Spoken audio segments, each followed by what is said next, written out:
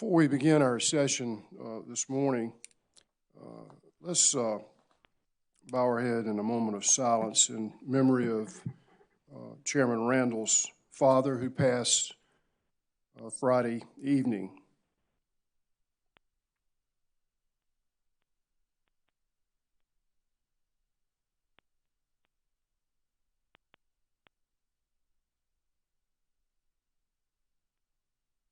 Amen. Thank you. Is Commissioner Williams joined us yet? I haven't heard that he has, but we're scheduled to begin, so we'll go forward, and he can join us hopefully when his schedule allows. I believe he's out of state on reserve duty, and we appreciate his service to our country. We're here this morning for the first of several public interviews and presentations that have been set to fulfill the requirements of the South Carolina Energy Freedom Act, which authorizes, among other things, that the Commission is allowed to hire an independent expert to assist us with the 3 dockets that were sent out on our notice.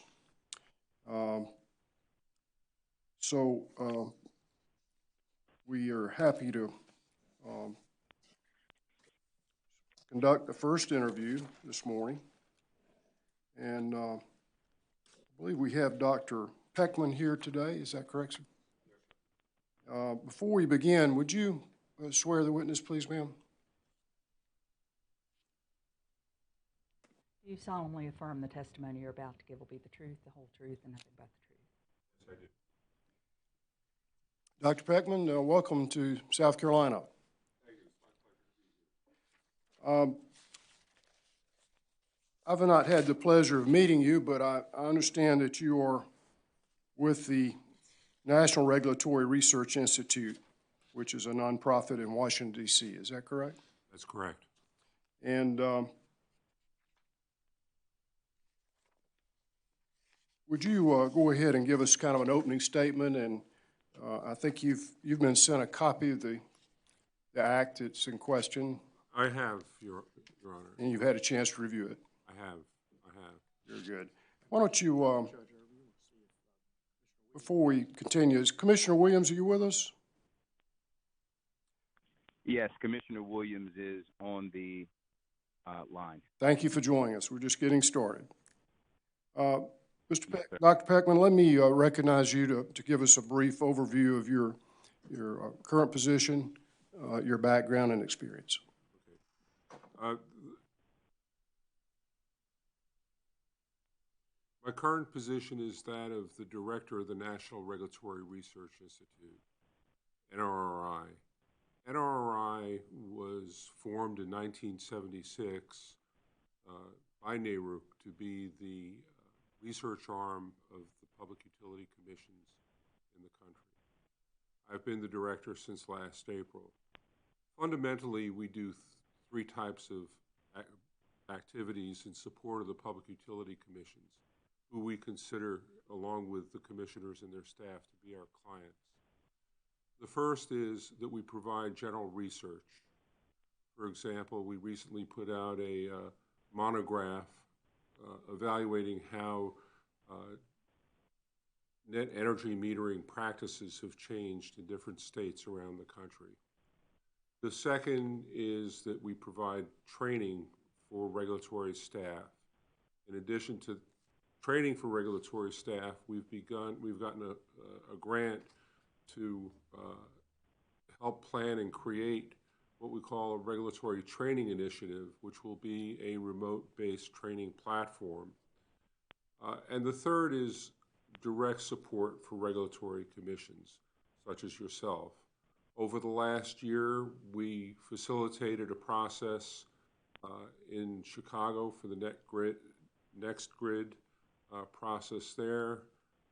We have worked with the City of New Orleans and the City Council, which is the regulatory commission for New Orleans, on smart cities and created a concept called the Smart Energy Audit for the city, which they have adopted by resolution of the City Council. And we've provided support to the new Puerto Rico Energy Bureau on a variety of different issues. We have a number of subjects that we cover. We cover electric, gas, natural gas, water, and telecom. I think of particular interest to you today is what our experience is with respect to issues of avoided costs, integrated resource planning, and contracting of power. I will say that we have 2 new employees coming on to supplement our electric practice, if you will. They'll be starting in September. They're both senior analysts. But let me give you a sense of my background since I would lead this work. I was on the staff of the New York Public Service Commission from 1979 through 1997. During that time, I had a series of positions. Ultimately, I was the supervisor of energy and environmental economics at the commission. In that role, or in previous roles, I oversaw the development of avoided costs in New York, both the theory and practice. So there were many, when avoided costs began to become a regulatory issue in the early 80s, there were many theoretical issues associated with it, in particular the context of how one would estimate avoided costs in the New York Power Pool. I worked on avoided costs. I facilitated and led the conversations that we had on avoided costs. I was responsible for overseeing the modeling using production cost models and also using reliability-based models for evaluating generation capacity cost estimates.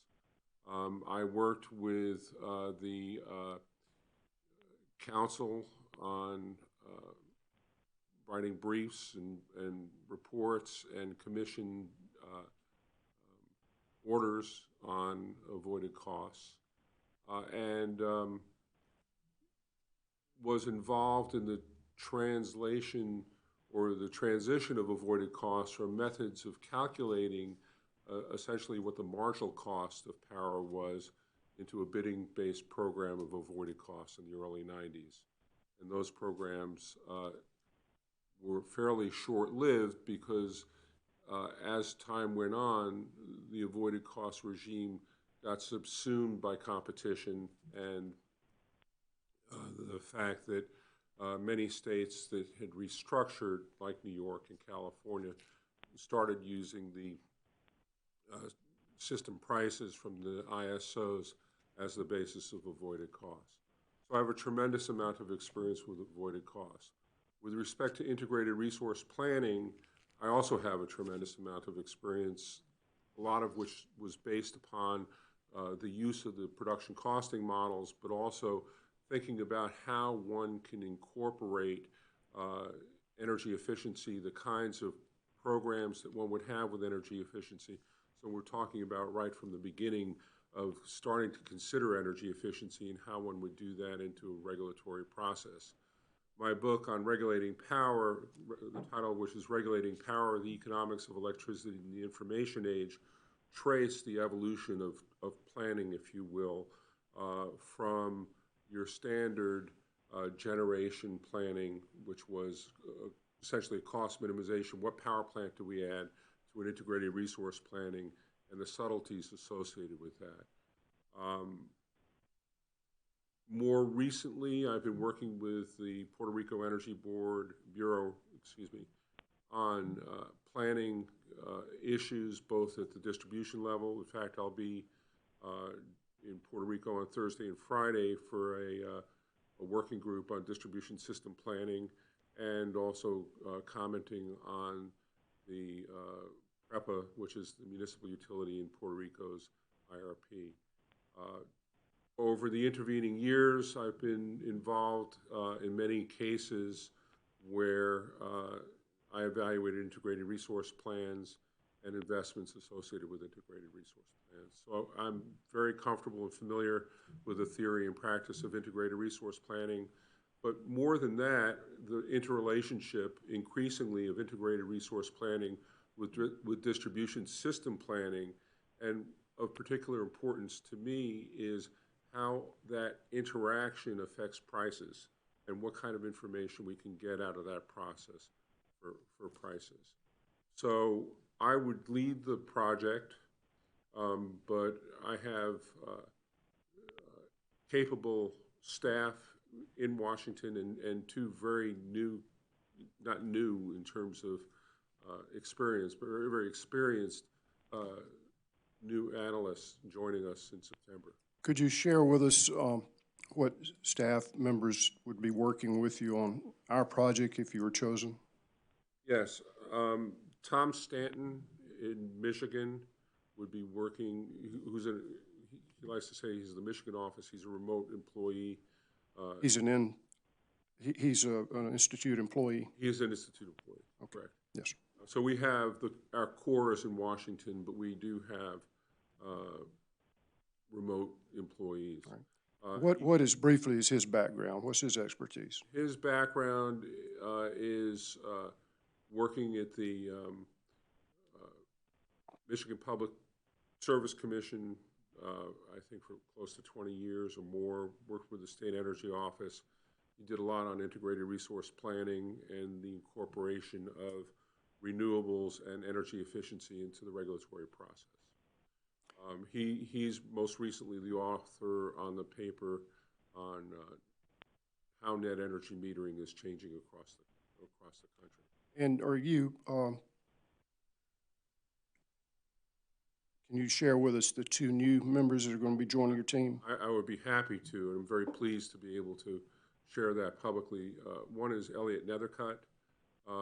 Elliot is an economist with a lot of experience in both the wholesale market and on reliability issues.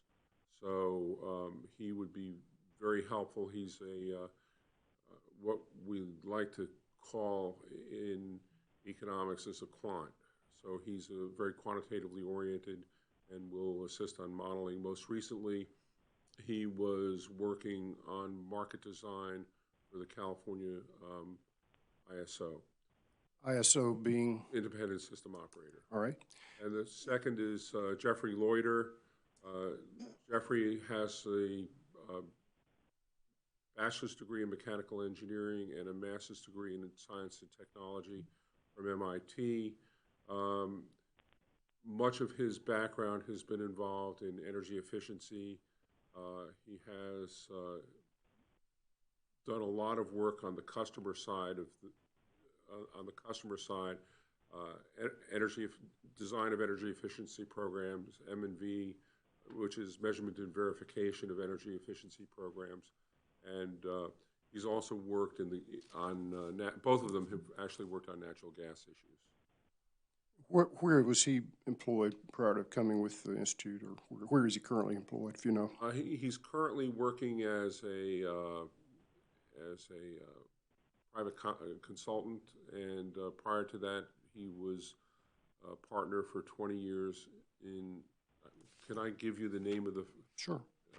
The firm later. It's a law firm. No. He's an analyst. Analyst. So it's not a law firm. I got you. Excuse me. I want to make sure I get it right. Right. Okay, that's fine.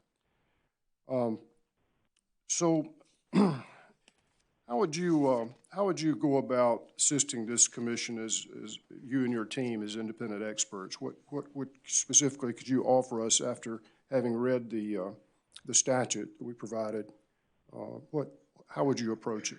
Well, I think in a number of different ways. The first way that we would approach the avoided cost question is to do a review, which we've already initiated when we were told that this was an issue that South Carolina was interested in and other states are interested in, a review of how avoided costs are calculated in different states around the country. So we would have a baseline to look at avoided costs. Second, we would look at the time, and not only the way avoided costs are estimated currently, but also to the extent practical, a review of how they've been estimated over time, because for many states, the regime of avoided cost calculation was discontinued, as you know, when states moved to or joined organized markets. So that there were methodological issues that were where a great deal of time and effort was spent in the 80s and 90s looking at that, and we would try to glean what we could from that. Certainly, with respect to contracting issues, there are some very significant lessons, both from New York and California, things to be avoided. But then, with respect to the commissions, to the filings of the, so we would have a laundry list, if you will, of different methods. We would then review the submissions of the utilities, prepare discovery of those, review their work papers, and try to understand the rationale behind what they've done and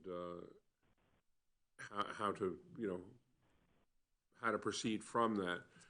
I think the other thing we would do would be to look at the various models which are being employed by the utilities in the state, production costing models, reliability models, and evaluate which of those may be applicable for estimating avoided costs if they had not been used in the context of utilities filings.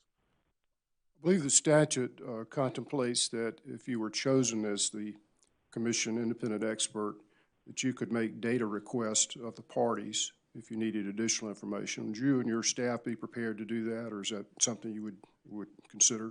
Oh, absolutely. And I noted that one of the questions was, have you written data requests in the past? And I'll let you know. I've written data requests. I've written deposition questions, cross-examination questions for many, many years and many, many proceedings. So yes, we're very comfortable with doing that. And the statute also contemplates that at the end of the proceedings, once the testimony and evidence is in or closed, that you would be asked to offer opinions and recommendations to the commission, which would not be binding upon the commission, but would guide the commission in its decision-making. So would you and your staff be available to testify at the end of the case and offer your opinions? And I think our approach would be to evaluate a number of different alternatives and to provide the commission with information on the benefits and costs of pursuing different alternatives. Here's this method. What are the risks associated with using that method? What information does it capture, does it not capture, and things of that sort. So yes, we're very comfortable providing testimony in that. I assume you've done this before in commission setting. Of course, you were a commissioner for many years in New York. No, excuse me, I was not a commissioner. I was staff in New York. Staff, okay. Yeah, so you've seen this process evolve over time. But have you ever testified before a commission? I've testified before a number of commissions. I've testified probably 50 times before the New York Commission. I've testified before commissions around the country and before the Federal Energy Regulatory Commission. Have you been qualified as an expert in any of those proceedings? I suppose it's not like a court of law. It's an administrative hearing, so qualified is maybe, I assume you've rendered expert opinions in those proceedings. Absolutely, and typically, you're correct, public utility commissions don't qualify you. I have been qualified as an expert in federal court, and I believe in bankruptcy court as well.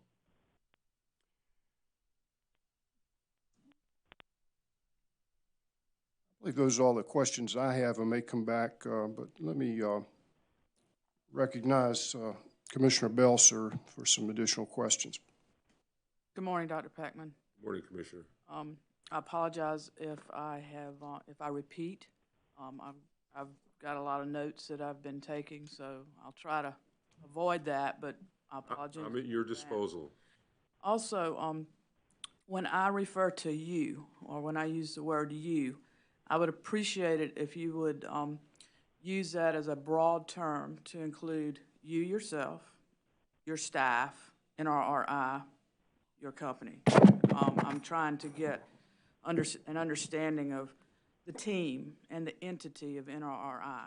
So that I'm using the word you very broadly, if you would. Let's see. First of all, have you read and had a chance to review Act 62, known as the South Carolina Energy Freedom Act? Yes.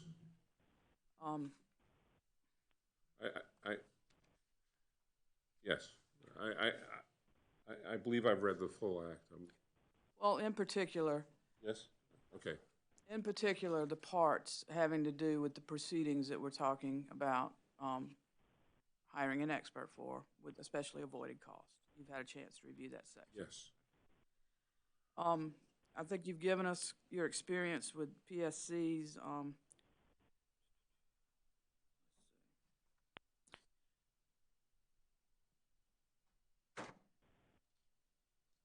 If selected as this commission's independent consultant, I think you've described the process that y'all would use to conduct the analysis needed for each utility. And we are talking about three utilities, three separate utilities here, the avoided cost calculation. Do y'all rely on any particular method or methodology, or do y'all look at multiple methodologies? We would look at multiple methods. Could you explain your experience or familiarity with solar integration cost studies and quantification of integration cost studies? Yes, and by the way, when I talked about the team initially, I talked about the part of the team that were employees of NRI. We also have a group of people that are fellows of NRI, typically people with extensive experience in the utility industry, one of whom is Bernie Neenan, who recently retired as a senior technical executive of EPRI, and one of the activities that he was involved in were integration studies of solar. Those tend to be fairly engineering oriented, and in particular, one of the questions that one has with an integration study of solar is the level of power injection on the distribution system and whether or not the distribution system is capable of absorbing that power. Could you explain any experience or familiarity you or your team have with ancillary service requirements in planning for and maintaining reliability of the electrical utilities transmission and distribution systems? Yes. I have a fair amount of experience with ancillary services, in particular during my time in the policy office at the Federal Energy Regulatory Commission. One of my activities there involved the evaluation of new types of ancillary services. For example, I helped initiate the proceeding that led to a change in the way that frequency response is priced in the wholesale markets. So yes, we have extensive experience with ancillary services, and returning back to Dr. Neenan, he has spent a lot of time with the distribution system and how the injection of power on the distribution system can affect the stability. He is an economist, not an engineer. Any experience or familiarity with assessing regulating reserve requirements on a utilities system? By regulating reserve requirements, are you referring to operating reserve requirements? Yes. Certainly, operating reserve requirements are important. My experience tends to have been the importance of maintaining operating reserves during the California energy crisis, which was one of the critical issues associated with maintaining service in that system. But more so, there's a lot of activity that are aware of with respect to whether or not you have rotating mass of generators to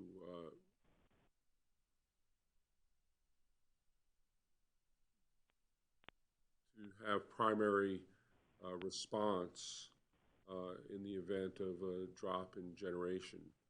So there's been a shift in terms of the ways in which inverters are used or can be used in the future, and that whole issue is evolving with IEEE 1547 in terms of the ability of solar facilities to provide alternatives to rotating mass as a way of maintaining operating reserves. And I believe you may have already answered this, but you and your team have experience using utility system production cost models? Yes. Of IRPs and avoided cost calculations? That's correct. Are there any specific models which you can name that y'all have experience with? ProMod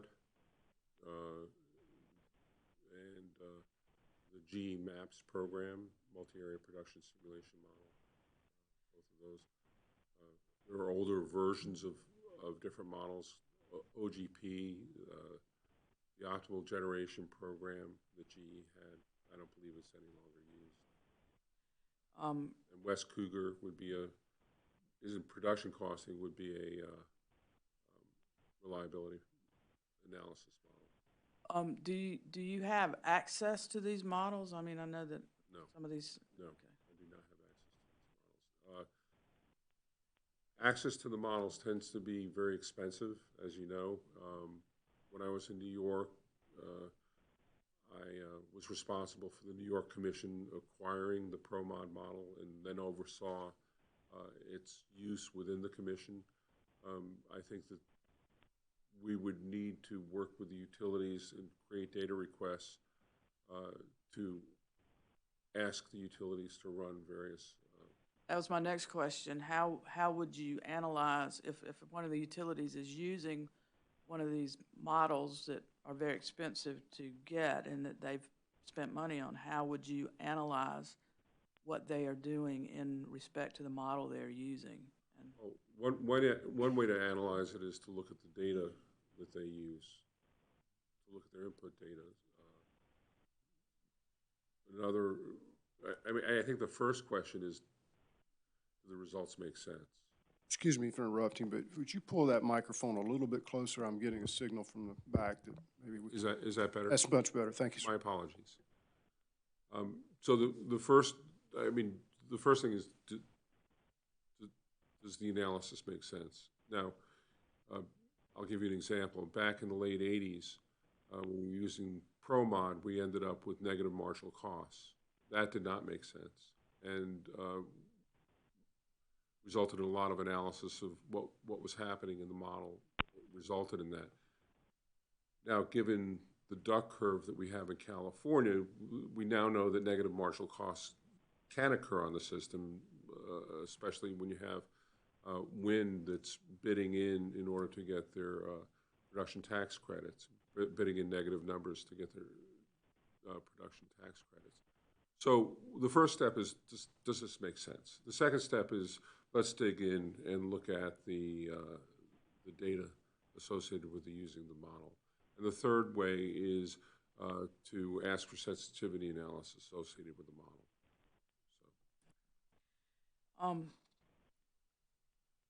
Do you have any experience with modeling or studying the power system in South Carolina specifically? No, I do not. Would lack of familiarity with the power system in South Carolina be a hindrance to conducting the analysis and work needed under Act 62? I don't believe it will be. Obviously, we would need to create a conceptual picture of, in our minds about the way the system operates, but we'll also have information, for example, on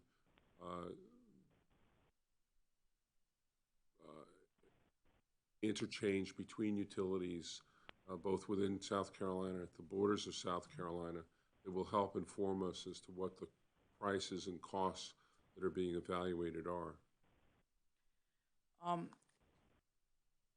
Do you have a copy of Act 62 with you? I do. I want to look at Section 58-41-05, and it's probably the first, it's the very first section in the Act, right after Chapter 41. It's right at the beginning. Thank you. Right. It's actually the introductory section. Okay, thank you. I have it. Thank you. 58-41-05 provides the Commission is directed to address all renewable energy issues in a fair and balanced manner, considering the cost and benefits to all customers of all programs and tariffs that relate to renewable energy and energy storage, both as part of the utility's power system and as direct investments by customers for their own energy needs and renewable goals. The Commission also is directed to ensure that the regulatory recovery, cost allocation, and rate design of utilities that it regulates are just and reasonable and properly reflect changes in the industry as a whole, the benefits of customer renewable energy, energy efficiency, and demand response, as well as any utility or state-specific impacts unique to South Carolina which are brought about by the consequences of this act. Can you tell me generally, how would your work with those directives contained in that section, how would you work those into your analysis and recommendations made to this commission? Quite a lot there. Yeah, that's a very good question. Let me have a second to formulate an answer. We can come back to that one if you want I'll to address it at the end.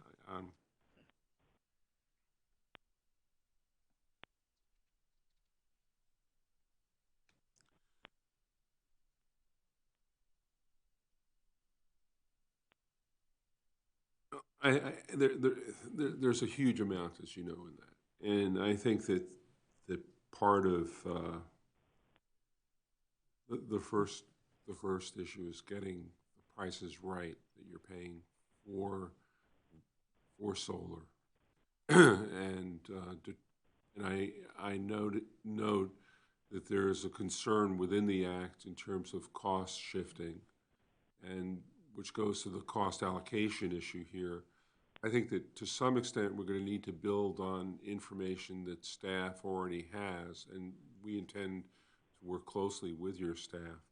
But, for example, with respect to the cost allocation, those are issues that we would help provide information into that process, and I see that as less of an issue with respect to the activities than as an overall goal in terms of the act.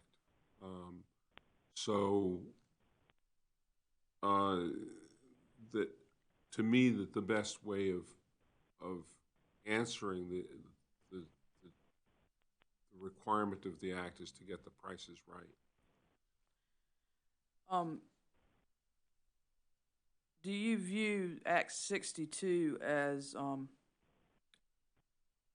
direction from our legislature to encourage renewable energy in South Carolina?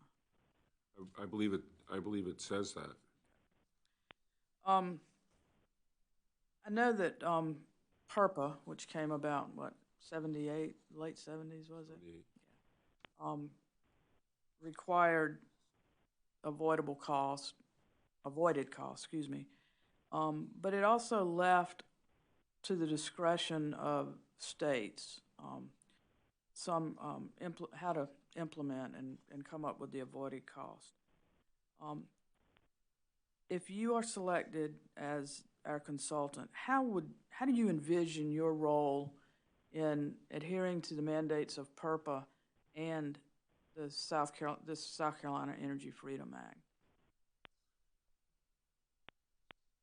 The critical phrase in PURPA is to determine avoided costs, and I'm paraphrasing, at the cost, but for the presence of the independent power producers, or however you want to characterize. There are different categories under PURPA, qualifying facilities. But for their presence in the system. So part of that is to determine how those, are you looking, for example, and the Act also allows for different types of technologies to have different types of patterns. So the question is, are you going to focus on daylight hours or nighttime hours? How are you going to focus? What is going to be the overall focus of what you're doing? My sense is that you want to focus on all hours and then be able to use whatever hours are appropriate for determining a rate for the facilities that are receiving the avoided cost payment. And again, it really goes to trying to get the price right. What does it mean to have something in a but-for world? The methods that were used, and you're absolutely right, different states use different methods. For example, the Maine Commission used the price of Seabrook as a avoidable unit.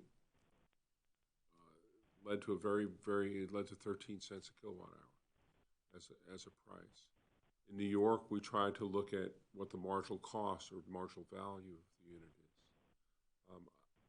So, to me, the question is, how do we really, what is the range? How do we think about what that value of that power being injected into the system, not only next year, but over a long time horizon of a 10-year time horizon, when technologies are going to change, when fuel prices are going to change, when there's a lot of uncertainty with respect to doing those types of things, and how those types of estimates, and how do we then balance those different kinds of uncertainties, the types of information that we have with respect to those uncertainties, with respect to the criteria that you've read from the first paragraph of the Act. So there may be, okay, we have this uncertainty. With respect to the Act, here are these three criteria that we're looking at. Under this criteria, we may go with this particular approach. Under this criteria, we may go with this particular approach.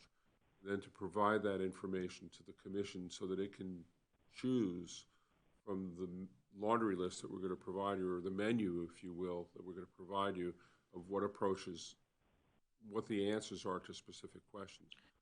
Let me ask you this.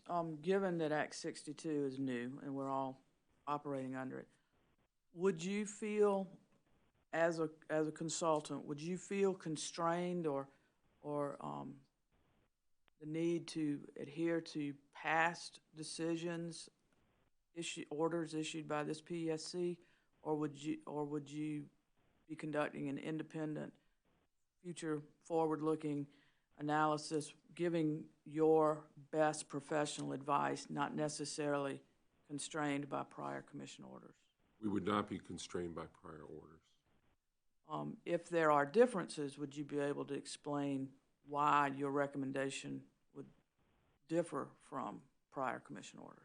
Yes, we would. absolutely. I think while we would not be constrained by prior orders, I think it's important for us to evaluate and understand the prior orders. And that may be the wrong word, but I just think it's a new day, and I'm just kind of wanting your feeling on that. You mentioned significant lessons with contracting issues. Have you or anyone on your team been in a position to draft purchase power agreements? I have been involved in drafting purchase power agreements. Most recently, I drafted purchase power agreements, well, it's not that recent, 10 years ago for the Santa Cruz City School System in purchasing power, solar from, for example, Solar Cities was one of the vendors that we purchased solar from. How about, have you or any of your team drafted commitment to sell forms? No. Not that I'm aware of. What about Leo standards under PURPA? I'm sorry? Familiarity with Leo standards under PURPA? Sorry, I'm not familiar with that term. It's legally enforceable obligations under PURPA. When do those? Oh, okay. When are those Well, created? When do those arise? When are those formed? Any I'm analysis or not familiar with that term, but certainly when I was in New York, there was concern about standards of size and efficiency with respect to thermal loads, but I was not directly involved in that. You've answered those. I'm going to shift gears a little bit and would like to let's talk about independence, if we could. The statute requires us to hire an independent third-party consultant. Can you explain the relationship between NRRI and NARUC and the members of NARUC, basically being the state commissions? Yes. NRRI is an independent 501c3, so we're a nonprofit. We don't have any authority to lobby, don't lobby.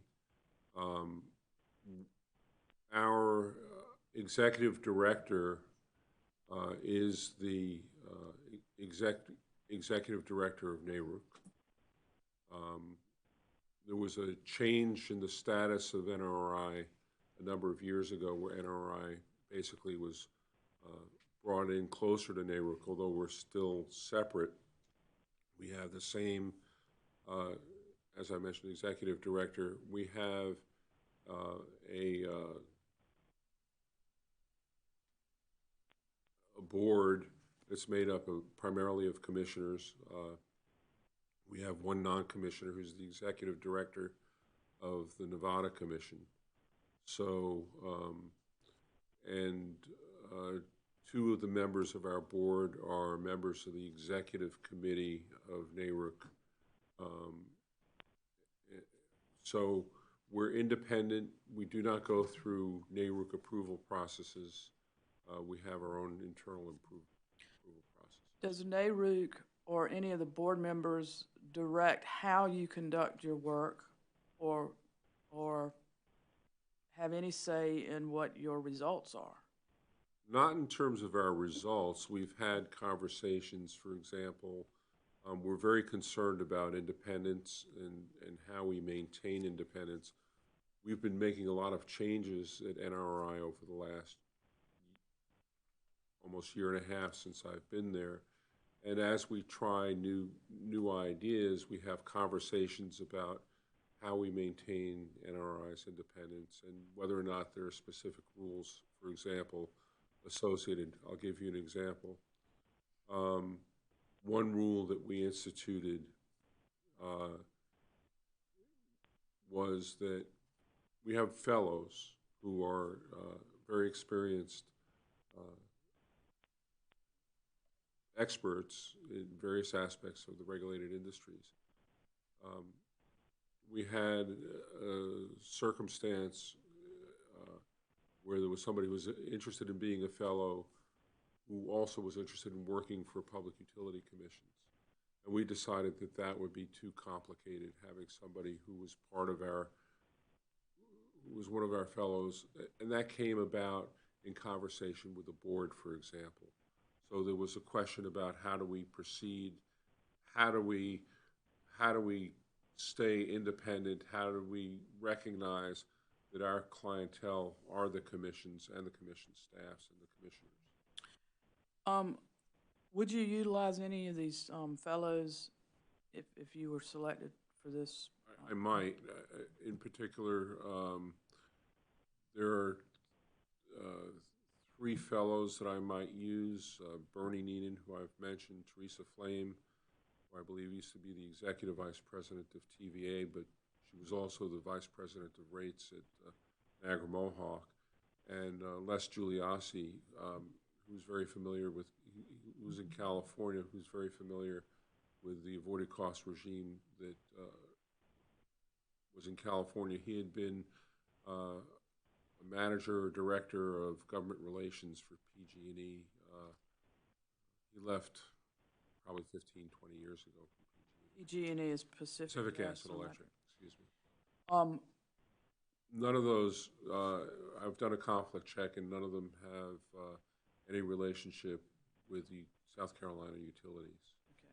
How about, were you able to do a conflicts check with any of the other parties? For instance, South Carolina Energy Users Committee or Nucor Steel, South Carolina is a party in one of the dockets.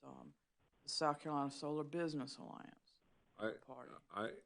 I did not do a conflict check with any of those parties. For us, we have, within NRI, we do not have any conflict because we don't work for entities that are before public utility commissions. Walmart Incorporated is No, another. no. But I would check any list of conflicts that you potentially have, but I can pretty well assure you that none of these people have conflicts. I don't know if they own stock, for example, in Walmart. That would be another issue. Would there be any financial or anyone holding stock? And there are a number of publicly traded entities that are involved, and it's we have a couple of associations. The Solar Business Alliance, they have members, and South Carolina Energy Users has a list of members that could be publicly traded. Yeah, I know that a number of the fellows have not, as just a matter of course, invested in the utility industry, and I suspect, but would certainly go back. I did a conflict check of the questions that were provided to me. I didn't do a broader conflict check than that. Oh, of course. Well, we may submit you a list for check, not that I question your recollection or your representation, but just out of abundance of caution, you'd be willing to check with your team and any others that are going to be involved in the project. Absolutely. Thank you. Are you aware of any work in South Carolina with any of the law firms or lawyers that might be involved in these dockets? Could you do a conflict check on those as well? Not only the parties, but the counsel representing them? I'm happy to do a conflict check on anything that you'd like me to do a conflict check on. But I would ask, do you want the conflict? So I have fellows who work with us on a case-by-case basis.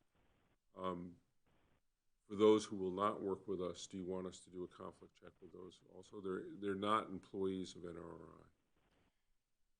We would only want you to check the employees of NRI and any others outside consultations or parties that are going to be working with you on our project. Okay, very good. Thank you. That's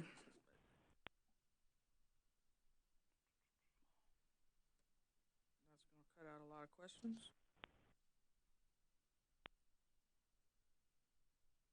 Do you have, and this may be overly broad, but I'm asking anyway, what processes do y'all have in place to ensure the independence of your work, whether it's independent from, I don't reckon you don't do work for utilities, is that correct? That's correct. Do you do work for consumer advocate type groups? No. Any renewable trade association, renewable energy trade associations or anything like that? No. I'm just keying on this independence, but what processes or do you have in place to ensure the independence of your work product from the commissions that belong to NARUC or NARUC itself? I think that the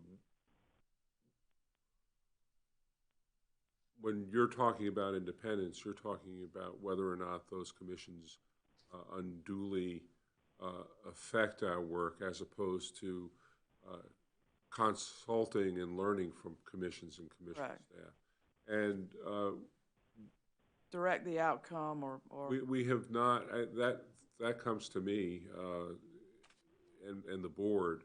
The board is very jealous in a positive way of the independence of NRRI and will not allow me to pursue different activities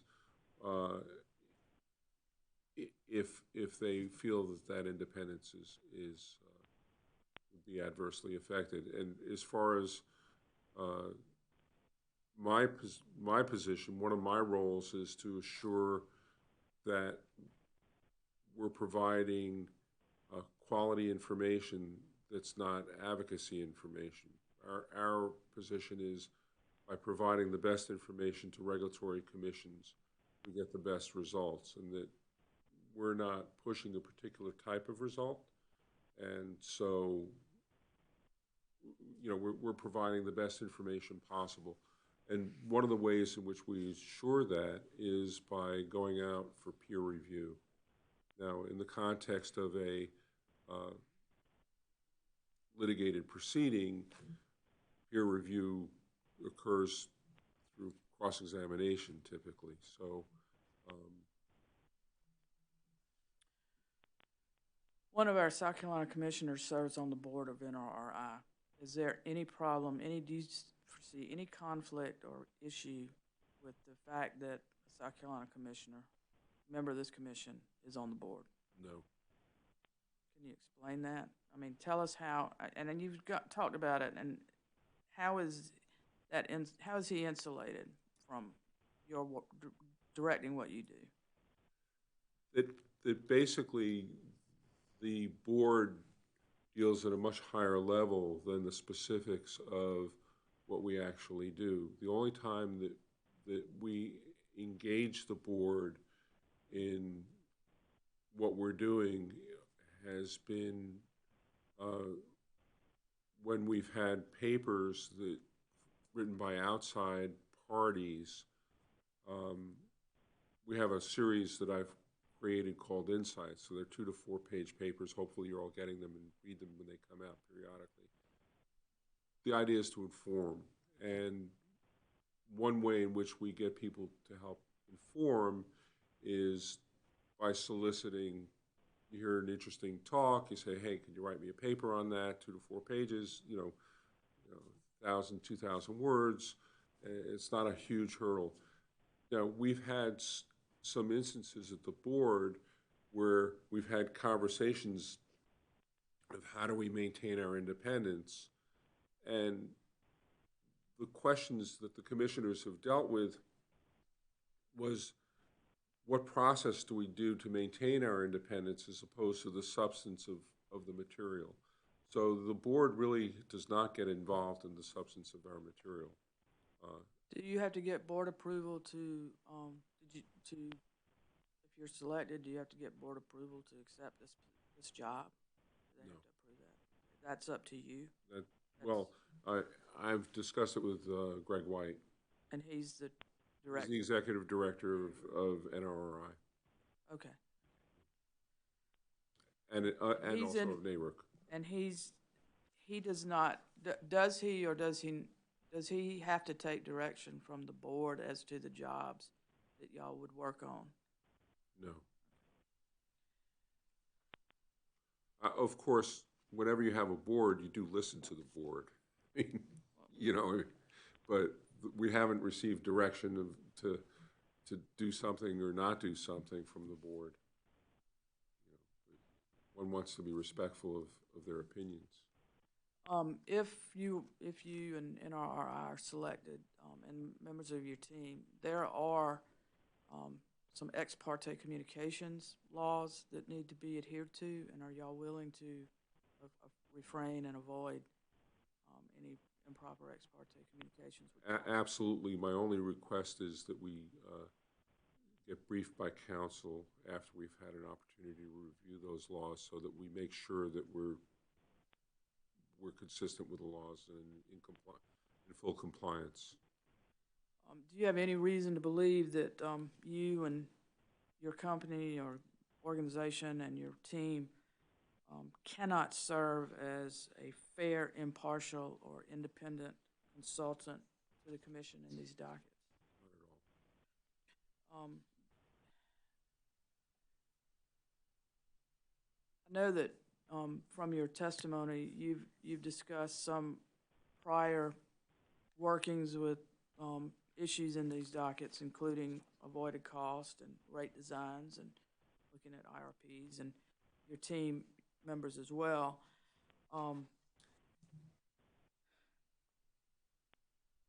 How would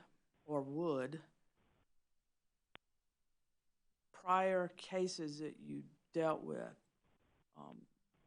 would those affect your ability to give this commission independent analysis of the dockets and the issues that are going to come before this commission in these dockets?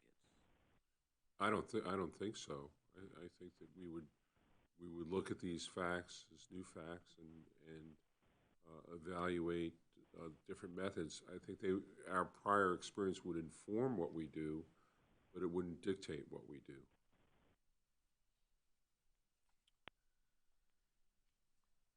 Mr. Chairman, I think that's all I have right now. Thank you. Commissioner Whitfield? Thank you, Judge Irvin. Good morning, Carl. Good to have you with us. Dr. Peckman, good to have you with us. Good morning, Commissioner Whitfield.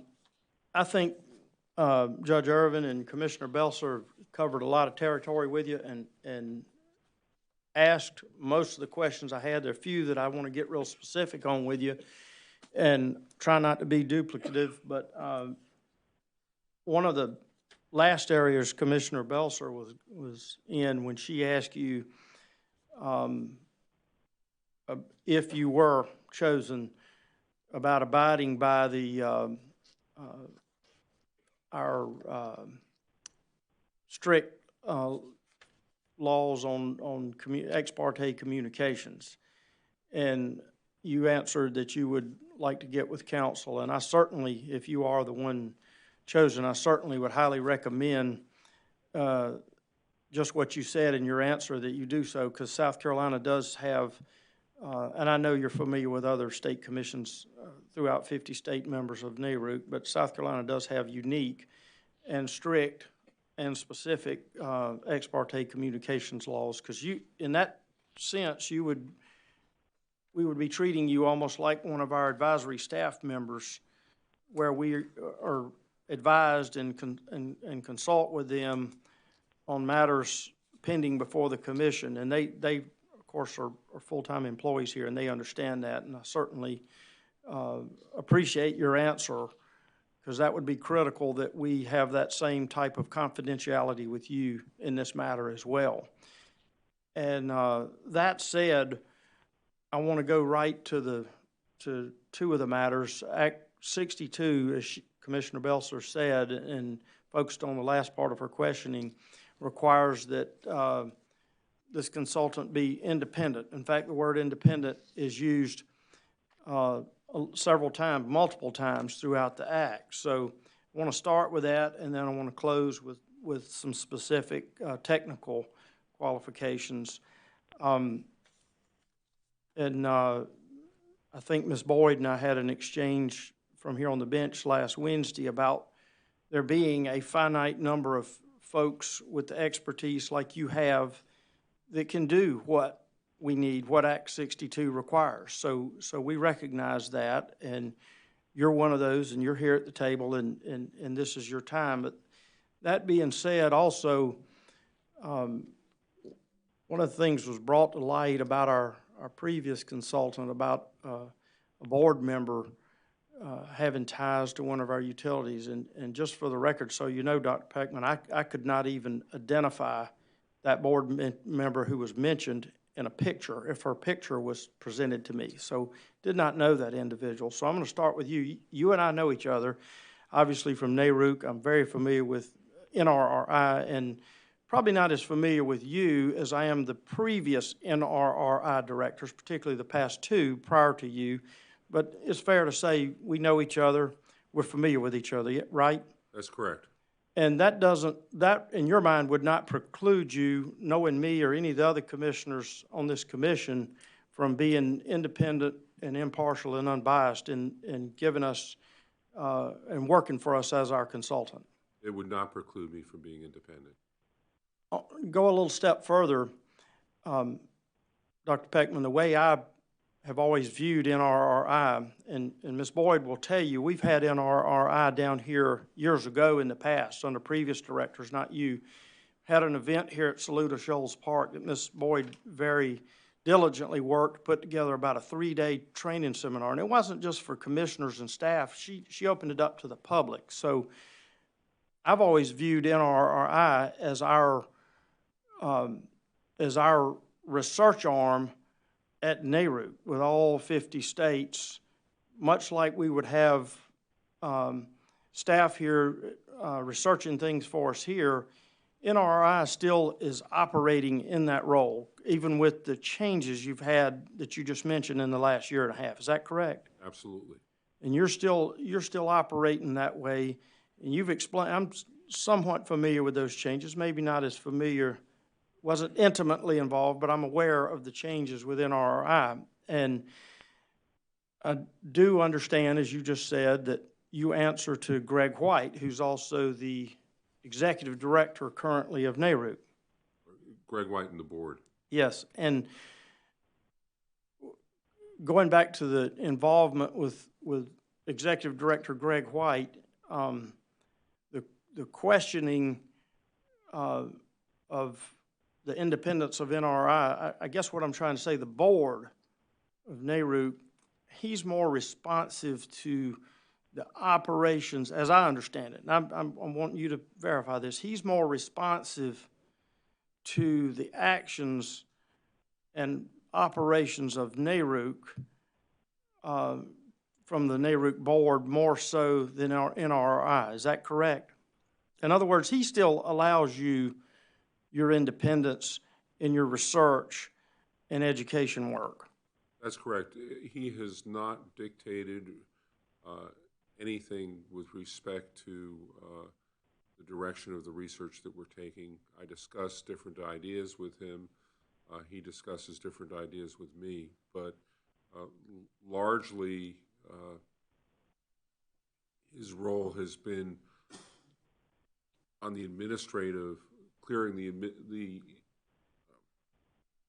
administration of NRI and providing support with respect to that. And he's also, as you know, wonderful counsel, right, to discuss issues with on how to proceed on different matters.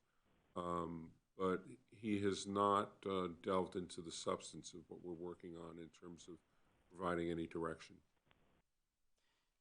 And just for the benefit of the public, NARUC has, as you well know, has training for staff of state commissions and commissioners from all 50 states, all member states, correct?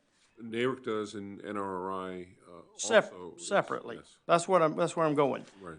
NARUC has training for staff and commissioners that may have nothing to do with NRRI in some instances, correct? That's correct. And then NRI has things that may not have direct, well, let me say that certainly it's all beneficial to state commissioners and state commission staff, but NRI has its own training that might not be directly tied to a NARUC sponsored event, so to speak, I guess is a way, or NARUC. You're absolutely right. I just hope that what we're training people on in terms of the fundamentals of regulation are consistent with what NARUC is training people on. But we do not. They do their training independently of us. Sometimes we're asked to participate in the new commissioner training. Sometimes we're not. So. Well, thank you. And let's talk about, lastly on independence, let's talk about funding. I think Commissioner Belser went down that path a little way, but let's be real clear. There's no funding that comes through to NRRI directly or indirectly that would influence you or, as Judge Irvin said, create a conflict of interest. None that you know of, or no groups, no affiliates, nothing that would We do not put you in a position where you could not be our independent consultant. We do not take funding from market participants. We take funding from the Department of Energy. We have U.S. Department of Energy is yes. certainly, yes, sir, okay. We've recently received foundation funding for the Regulatory Training Initiative, but we do not work or we do not take funding from individual market participants. In fact, I was approached by EEI, Edison Electric Institute, under a prior executive director. EEI had paid NRRI to do training, and I indicated that we would be happy to do the training, but we would not accept any compensation for it because of conflicts. And we haven't done any training for them, but I mean, it was just a general conversation. so you just answered a question that might be on the minds of many. You're not taking any funding from EEI, which is Edison Electric Institute, right? That's correct. All right, sir. Dr. Peckman, let's shift gears just a little bit, and Commissioner Belser. Follow up on what you just asked before you shift? Certainly, because I'm about to leave that and go into more technical things. Go ahead, Commissioner Belser. Dr. Peckman, when you reference market participants, does that include regulated investor-owned utilities, the renewable energy providers, and any trade organizations associated with those? Trade organizations, on the customer side, it would be somebody like the AARP. I would consider to be a market participant. Any stakeholder groups. We have not taken funds from many stakeholder groups. Thank you very much. Thank you. Thank you, and thank you for answering Commissioner Belser's more detailed question in that realm. Let's shift gears just a little bit to your qualifications. As I said, I've had an exchange with Ms. Boyd, and we recognize there are a finite number of folks that have this expertise. And you mentioned about putting together a number or recommendation for us, and this is, and I'm trying to be fair to all who are seeking this consulting position, but putting a number of recommendation together for us,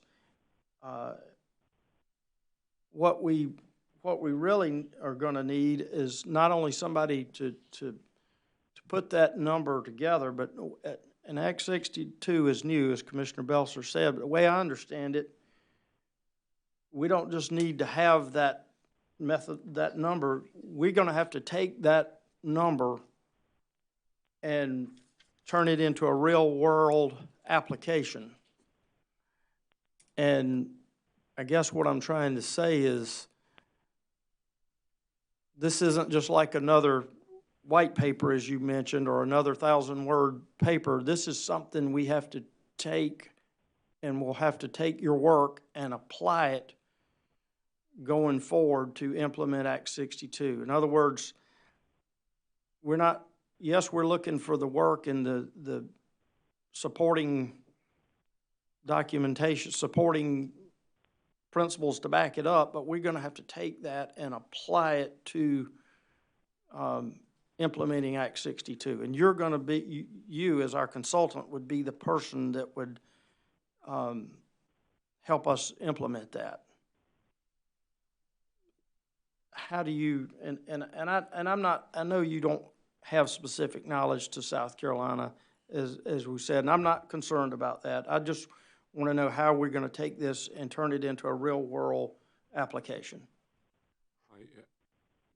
So I think it's important to recognize that the bulk of my career has been involved to some extent or another with legislative mandates and implementation of legislative mandates through commission actions, through solicitations, and things of that sort. So I think that what we want to do is to work at both ends. On the one hand, we want to identify what the ultimate product will be. When it came to the orders in terms of the implementation of avoided costs in New York, a lot of my activity was involved with producing the cost estimates or the rate schedules and things of that sort, but also involved in what the different issues associated with the operation of those is, of the regime is. For example, the role of curtailment during periods of excess generation was an issue that came up in the early 90s in New York. I think it was 94. But I think that what's really important is to identify what it is that you need. What kind of product? Is it a standard offer that you're producing? How does that standard offer change? What are the criteria that change the standard offer? What's the information that you need within that standard offer to proceed and to energize the regime of avoided costs? So part of it is the methodologies associated with determining the numbers, but then there's the translation, and part of that translation is knowing what it's being translated into. So we would work with the commission and with staff to determine what that end product is going to look like, and then determine the information needs associated with creating that end product and make sure that it gets done. Thank you, Dr. Beckman. I think we're running a little close on time, but look at Judge Irvin just 1 second. I do have one more question I'd like to slip in real quick if I could. And I've cut quite a few of them off, and I'm not going to get into your staff. You've adequately described them. I actually think I've met Tom Stanton maybe from the Michigan PSC. And but again, it's a technical question, and I'm going to be fair to the others and try to hurl the same thing at them.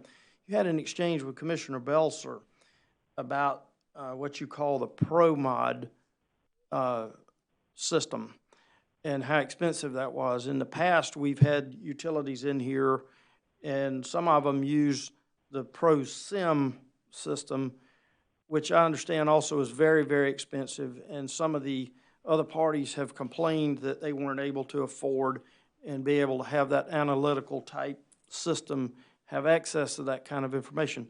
If you don't have that or can't get it independently yourself, how can we, I know you said you told Commissioner Belser you would send out data requests to the utilities, but how can we be certain that you have access to an expensive system like ProMod or ProSim, whatever it might be, to where you can have your own independent data to advise us? Well, I think that would involve the commission, and that ultimately I would need, if the utilities did not provide access, that the commission would need to order them to provide access.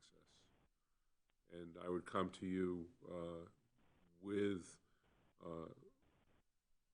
that request, that in order to get the job done, that the commissions provide access to the models. And that was the way prior to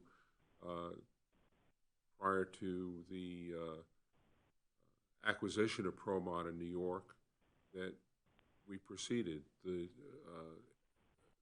administrative law judge ordered the utilities to provide access. I think we certainly could and would do that, but there's been some concern among some of the parties that that they're just having to trust that data and that information. How can you verify, I guess, is where I'm. Well, I think access is critical, and I don't know your ex parte rules, but one way to approach this, and which I've done in the past, has been to negotiate the types of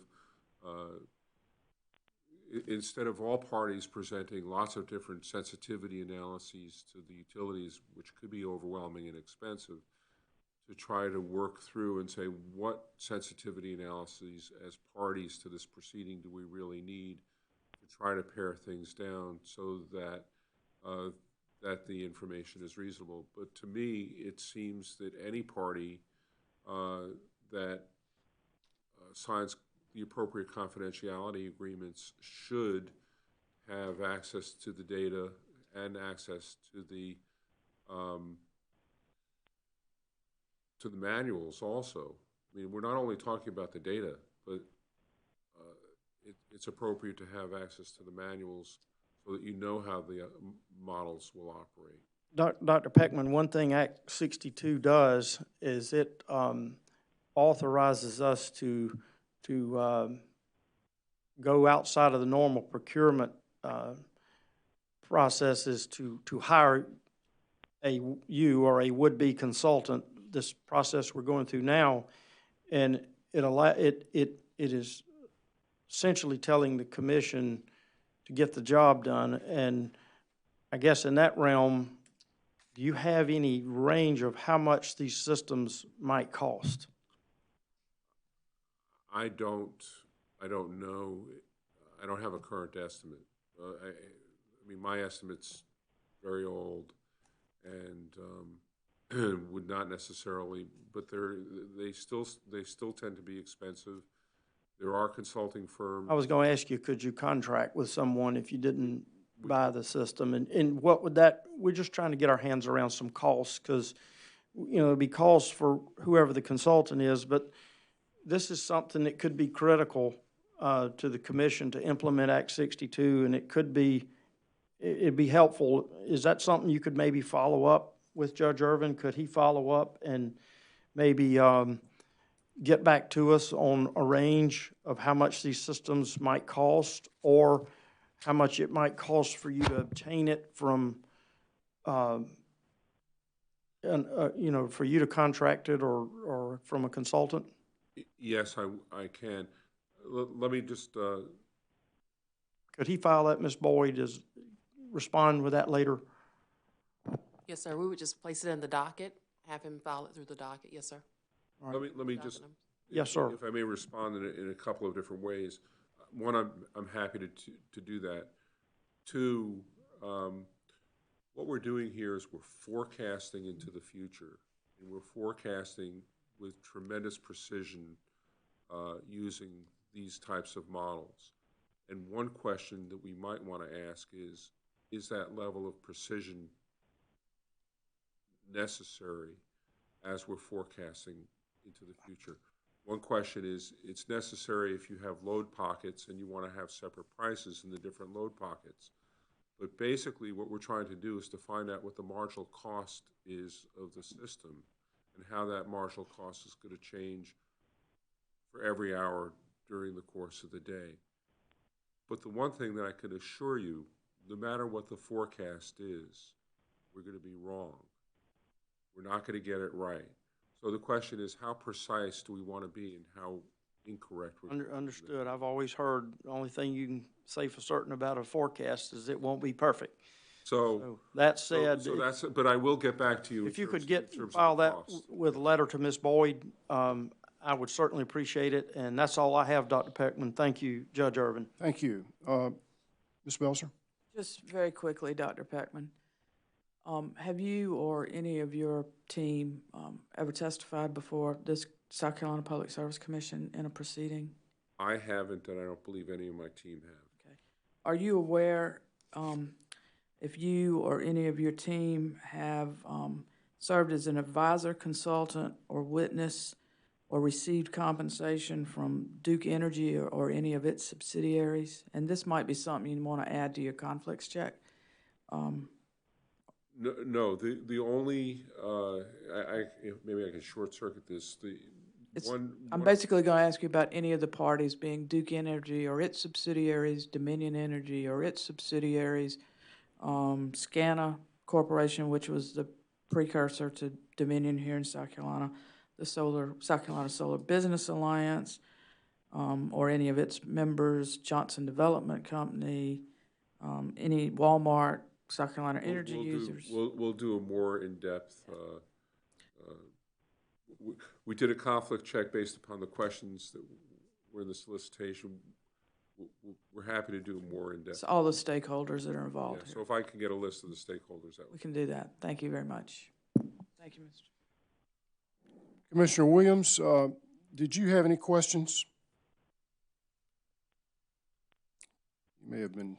Thank you, Commissioner Irving. I think you all covered it pretty well. I just want the witness to understand, or I should phrase it as a question.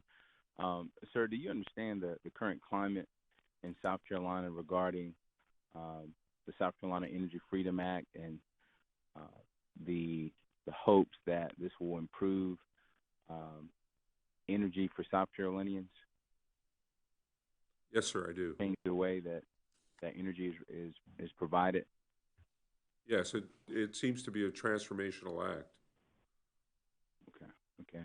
And my colleagues asked you a lot of questions about conflicts. You understand that there may be some members of the public that want to ensure that the commission selects a consultant that can be fair and impartial to all parties. And so we've been through one iteration of this, and we were told there were no conflicts. So I just want to give you the fair opportunity to go back and conduct a proper conflict check to make sure that you, and I'm using you as Commissioner Belzer used it earlier, you meaning yourself, the company or organization you work for, and anyone involved directly or indirectly with this project don't have any ties to any parties in this matter. I am happy to do that, and I appreciate the concern. And as somebody who's had a long career in public service, I take it very seriously. So I'm happy to do that. Thank you, sir. And just finally, I understand that Commissioner Whitfield has some level of familiarity with you, sir, and I understand that Commissioner Howard serves on the board. Your opinion is that those existing and standing relationships will in no way, shape, or form influence your decisions in this process if you were selected as a consultant? That's correct. I do not believe that they will. It's not that I don't believe. It's they will not affect my opinions and conclusions. And you know a couple of our other commissioners as well who couldn't be here today as well, I believe, too, Dr. Peckman. I've had the pleasure of meeting many of the commissioners, both at the NARIC meetings and the CRIC meetings as well. Yes, sir. All right. Commissioner Irvin, that's all I have. Thank you, Commissioner Williams. Thank you, sir, for your testimony. The final question that I have is, and you may be aware of this, we've been given a limited amount of time to implement the act. And so would you be willing to staff up this project quickly and be ready to roll? Because we're having file testimony in, I believe, this week, Ms. Boyd, pre-file testimony. Yes, sir. One of the parties is filing their direct this week, and I believe the next week we'll get 2 other sets of testimony, direct testimony. And so would you be, assuming if you were chosen, could you staff up quickly and begin work immediately? Yes. Thank you. Right. If there are no further questions, so that we can stay on schedule, Dr. Peckman, thank you for your attendance today. And I'm going to ask Ms. Boyd if she will give you a list of all the parties and their representatives so that you can conduct a thorough conflicts check and then submit a letter back to us that you've completed that process and there are no conflicts. Okay, thank you. We appreciate your testimony today, and we're going to take a 10-minute break, and we'll come back and hear the next invitee on our schedule. Thank you, sir. Thank you.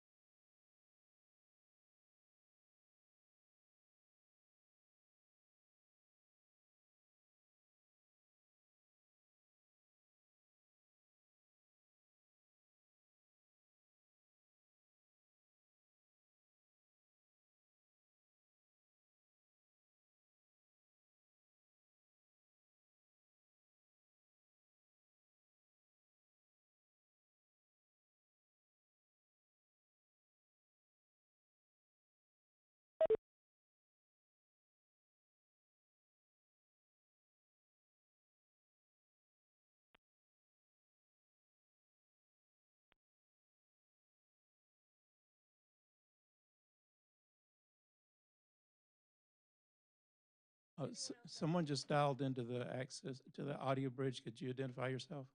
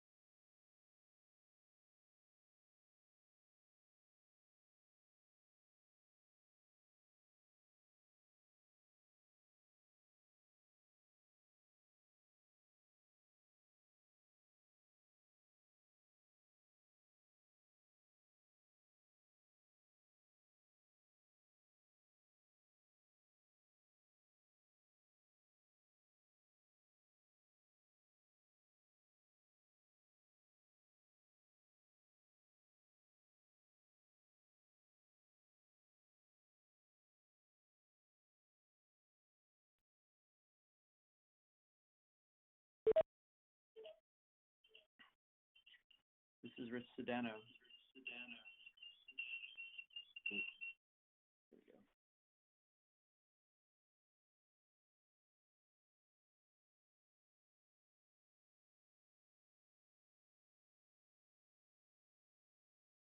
Make sure you have your audio on your Skype muted.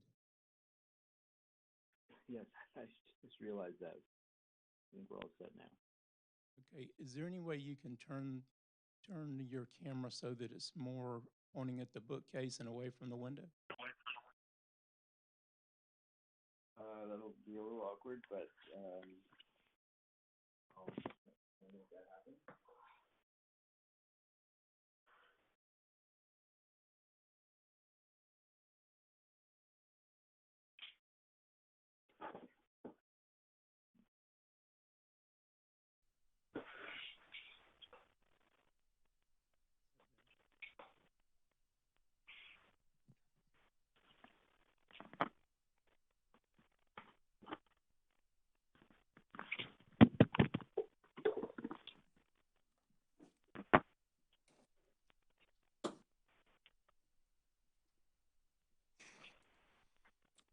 Is our next party ready to be interviewed?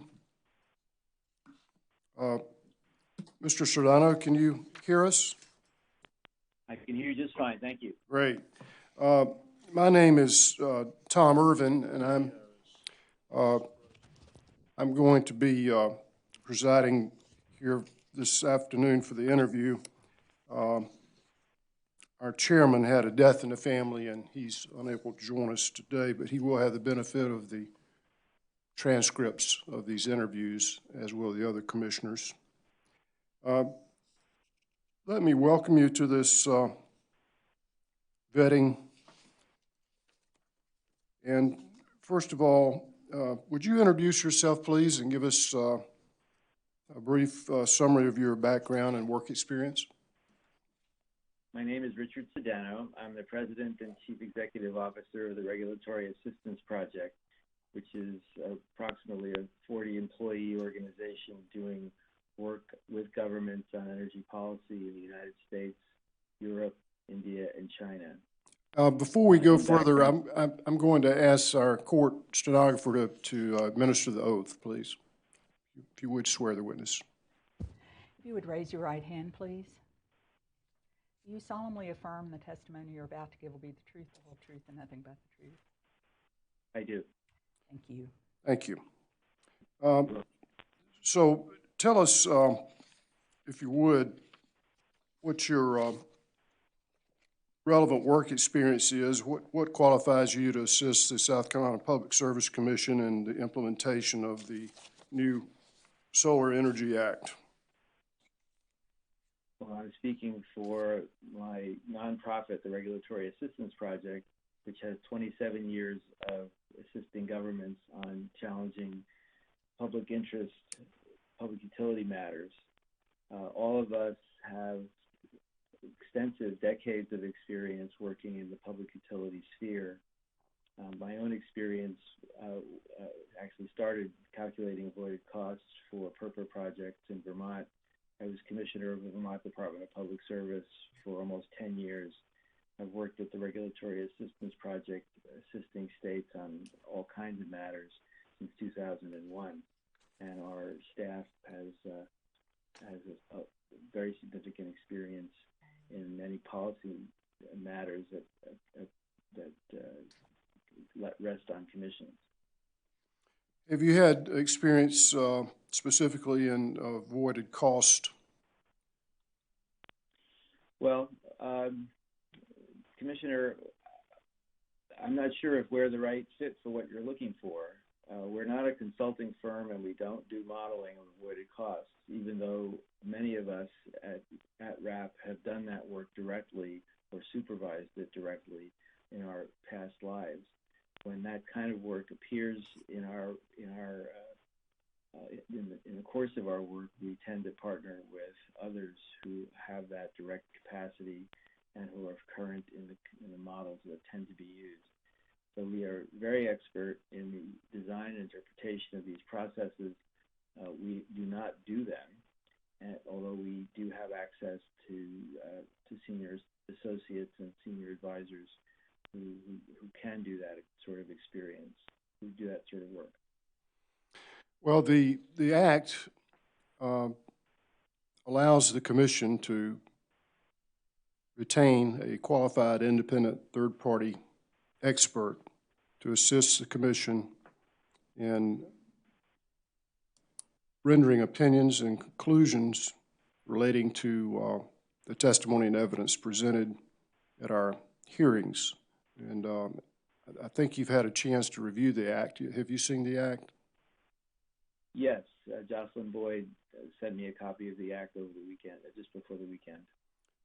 So, having seen the Act and understanding the role, do you think you and your firm would be qualified to independently assist the Commission as an expert witness and render opinions and conclusions about these dockets?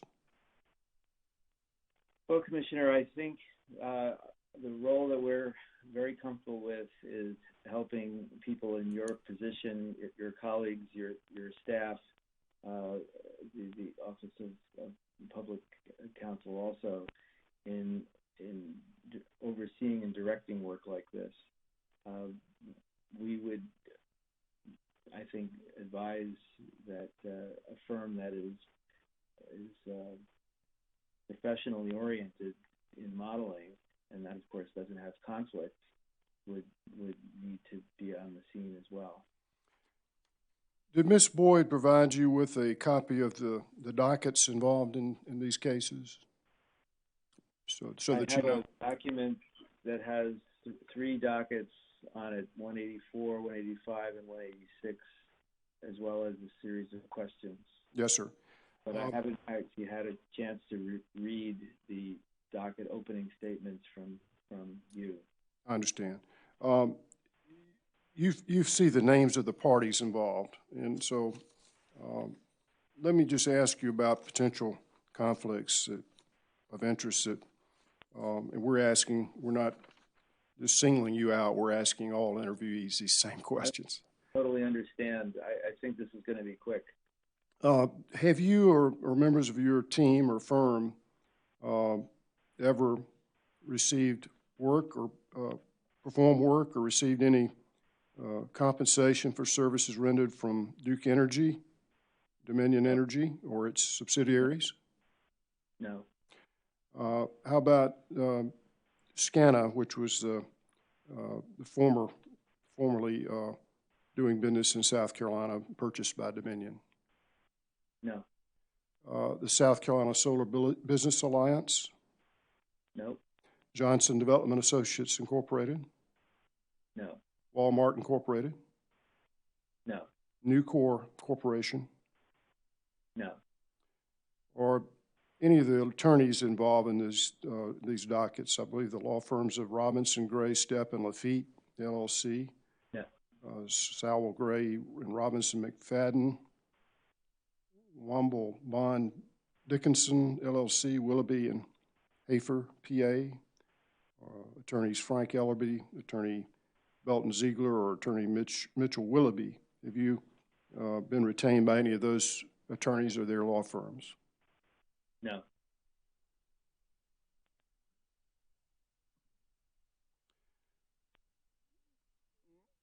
Do you or any member of your immediate family own stock in any of these entities? No. Do you have a business relationship with any of these entities? No.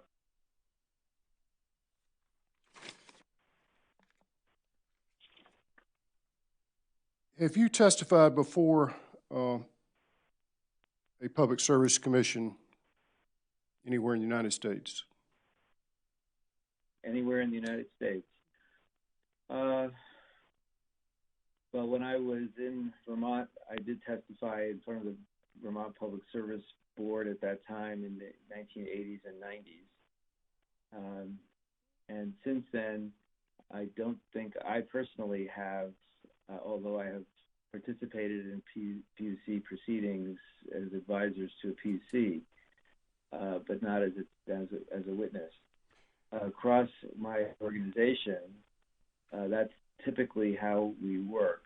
And so at the moment, I can't recall a situation where we have appeared as a witness in front of a PUC, although I'd have to check with everybody to determine whether that is 100% the accurate answer or whether there are one or two exceptions.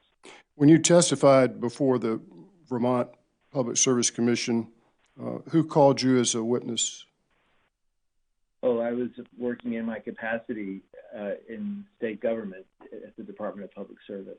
And so I was an employee of the organization for which I was appearing.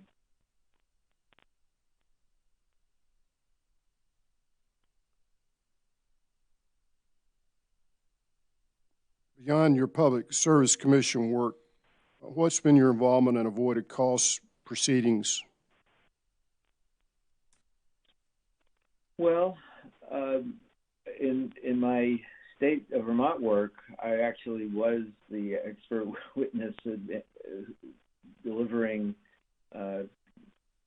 testimony in a PURPA avoided cost cases. I believe it was 3 times, and that would have been in difference with testimony from utilities and other parties.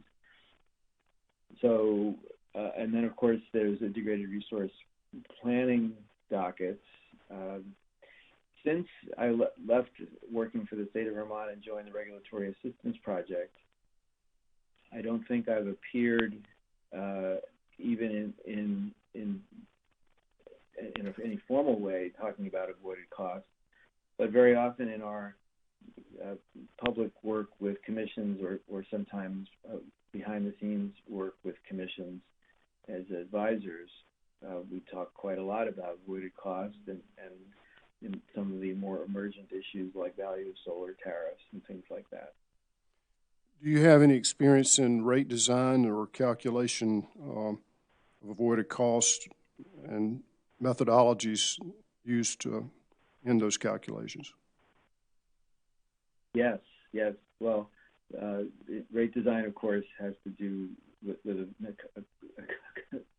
a series of steps that get you to rate design, including calculations about avoided costs. And yes, I've been involved in rate design, both in Vermont and since I've been advising commissions. And I should say that the Regulatory Assistance Project has published many things about these topics that are publicly available on our website. Are you currently, or have you in the past, done any work for investor-owned utilities, served as a consultant or advisor or testified on their behalf? No. As a rule, the Regulatory Assistance Project does not do that. Have you advised or testified for any solar providers or? No. No, we don't appear as an advocate for anybody.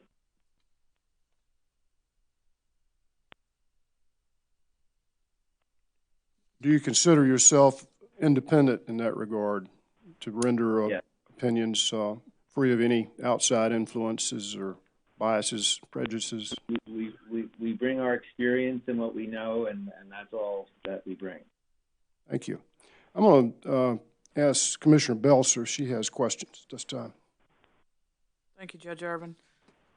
Good morning, Commissioner Sedano. How are you this morning? Good morning. Nice to see you. I'm fine, thank you. How are you? Fine. Thank you for talking with us this morning and expressing interest in this project. We appreciate that. I do want to follow up. You mentioned that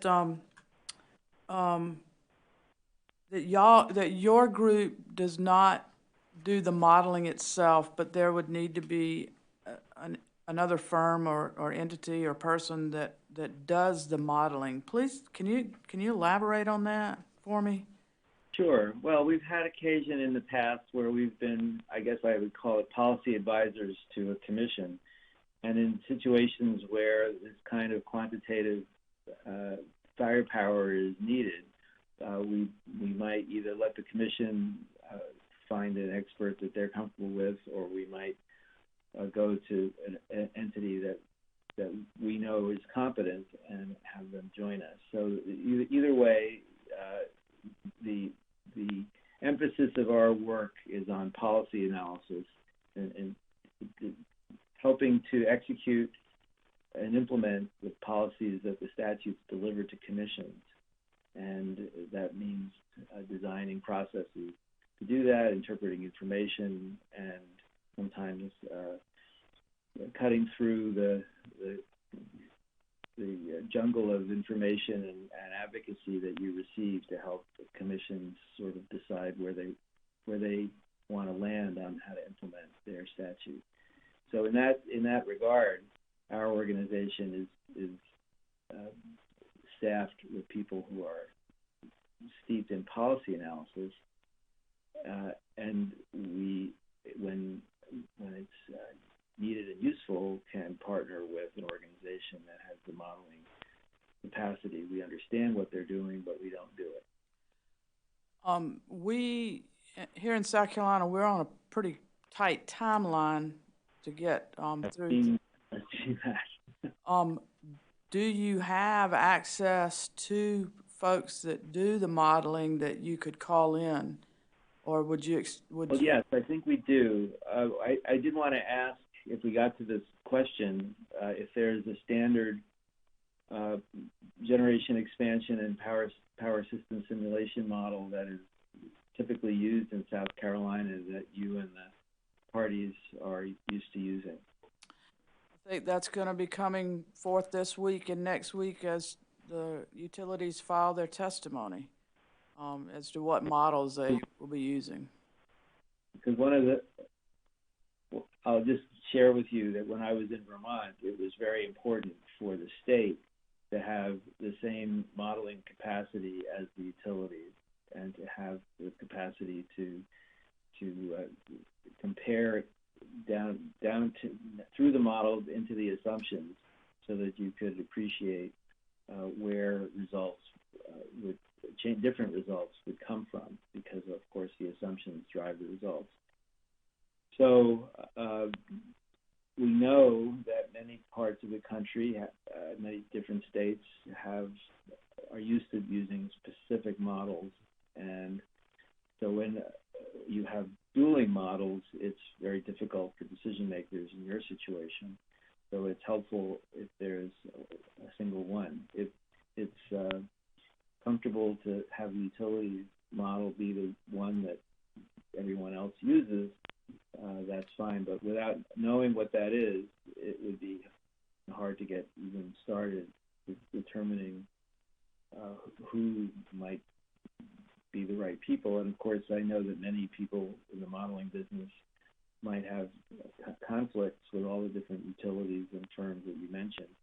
So it does suggest somebody that's not maybe even on the East Coast, or somebody who's relatively small and working relatively local. So I'm not sure I can answer the question about whether we can deliver somebody to you without knowing a little bit more about what it is that you need delivered. But we are in close contact with firms that we enjoy partnering with. Some of them may be conflicted in South Carolina already, but some of them may not. Does your group or your team, and when I use you, I'm using that very broadly to include Very good. the company, your entity, and your associates that might be working on this. So, if you would use that very broadly, I'd appreciate it. Do y'all have any? And I'm in South Carolina, so I say y'all a lot. I don't know that you hear that in Vermont. All y'all do that. Do y'all have experience with drafting purchase power agreements? Because there are several components to this, what we're needing to do here. We do have people with that capacity, and as well as people that we could engage in a contract relationship, who are probably not engaged in any of the conflicts that you're concerned about. And along with the purchase power agreements, commitment to sell forms, any of the standard documents that are needed with regard to going forward with solar development and their interconnection with the utilities. Well, this gets further away from our core business, and which is policy advice to states. So if we were to be helping you with this, we would have to be creating a team of people that we wouldn't normally work with, although some of the people that I think do the modeling also have experiences of the kind that you're talking about. This was viewed it's an administrative hearing and litigation, so do y'all have experience in drafting discovery such as data requests, interrogatories, and requests to produce to get information from the utilities and the interveners? Yeah. And any assistance with working on proposed orders to memorialize the decision of the commission? Yes. Yeah, that's actually something out of all the questions you've asked, that's probably the one that we have the most frequent and current experience doing. We've helped several commissions with drafting of orders, and always in the background. We are very occasionally credited, but usually it's uncredited. Have you had a chance to review Act 62, the South Carolina Energy Freedom Act? I have been through it. I'll just say I've been through it. The very first section there in the Act is Section 58-4105. And I'm going to read that. It provides that the Commission is directed to address all renewable energy issues in a fair and balanced manner, considering the cost and benefits to all customers of all programs and tariffs that relate to renewable energy and energy storage, both as part of the utility's power system and as direct investments by customers for their own energy needs and renewable goals. The Commission also is directed to ensure that the revenue recovery, cost allocation, and rate design of utilities that it regulates are just and reasonable and properly reflect changes in the industry as a whole, the benefits of customer renewable energy, energy efficiency, and demand response, as well as any utility or state-specific impacts unique to South Carolina, which are brought about by the consequences of this act. And this is just the question I'm going to ask. Can you tell us how you would work with these directives that have been mandated by the General Assembly into any analyses and recommendations that you would make as the consultant to the Commission? I think that the role of utility is changed quite a lot with the technology trends that are allowing for energy to come from new and different kinds of places, as well as how customers are seeing themselves in a more active role in energy. And so I think when we think about the role of the utility, where procurement in the past has largely been about procuring large blocks of resources from time to time, we're now talking about procuring small bits of resources as well as potentially large blocks of resources in a manner that is really quite different. We're seeing in a few states efforts to really change the way utilities think about resource procurement, to think about distributed resources as alternatives to wires investments, to think about distributed resources as alternatives to bulk power investments, and to challenge the utilities to do that in a way that has no bias, that is successfully chooses the best long-term mix of resources.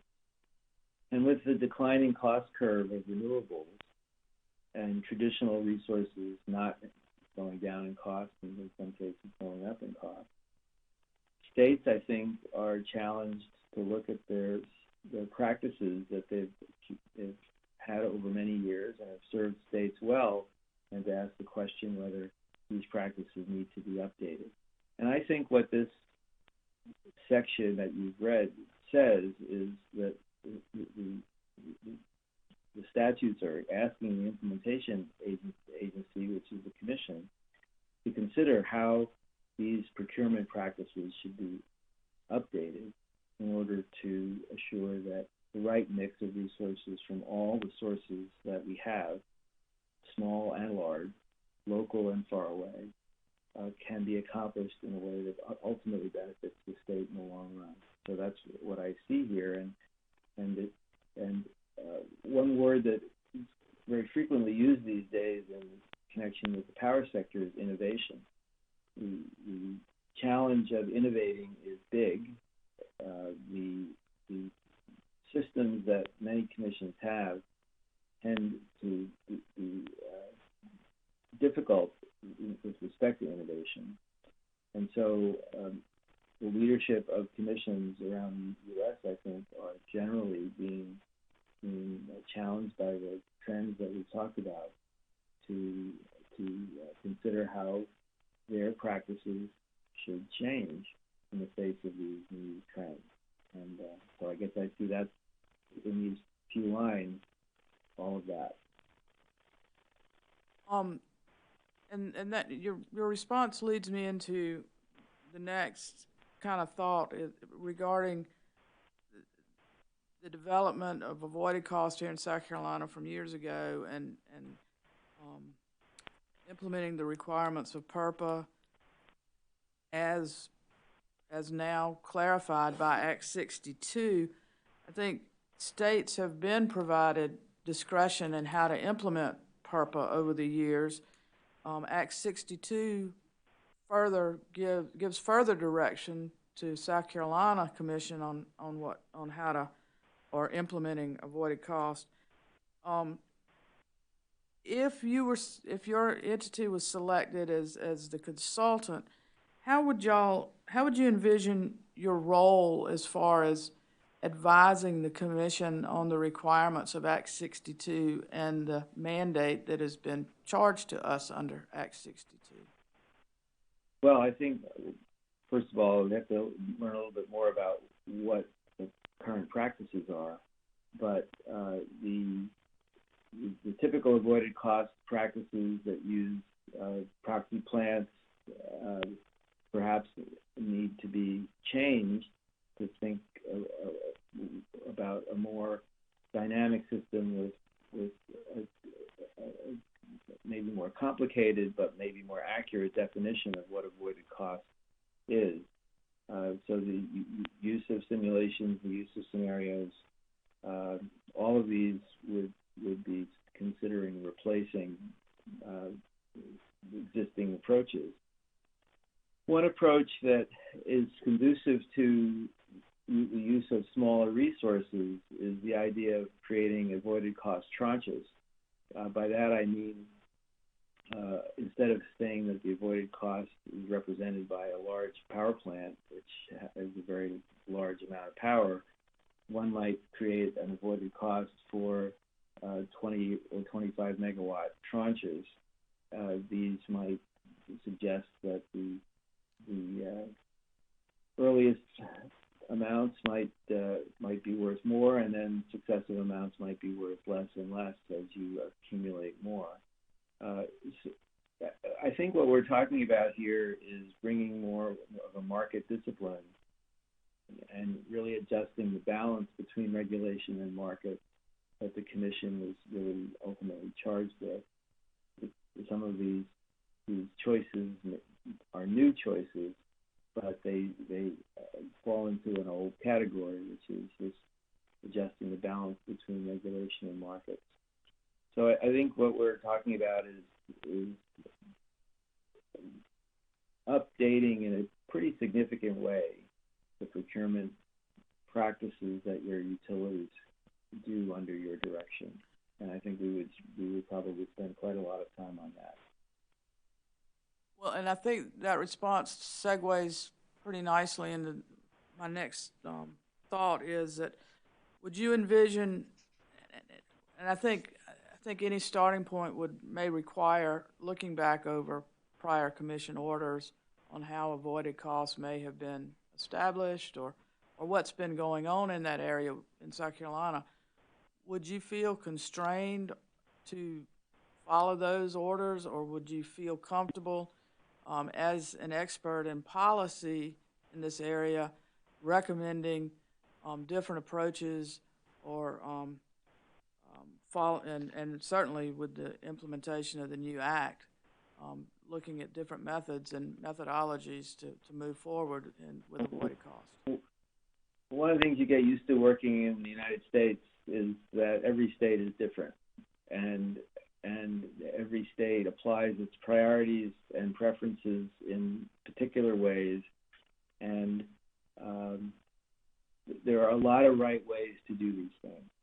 And there are also some ways that are inconsistent with your own priorities. And so my sense of what we do at RAP, we call ourselves RAP, what we tend to do is really pay attention to what are your priorities as stated in statutes and the things that we hear you tell us, and what are the practices that you have. And the objective really is to align the performance of your processes to the outcomes that your statutes and yourselves say that you want.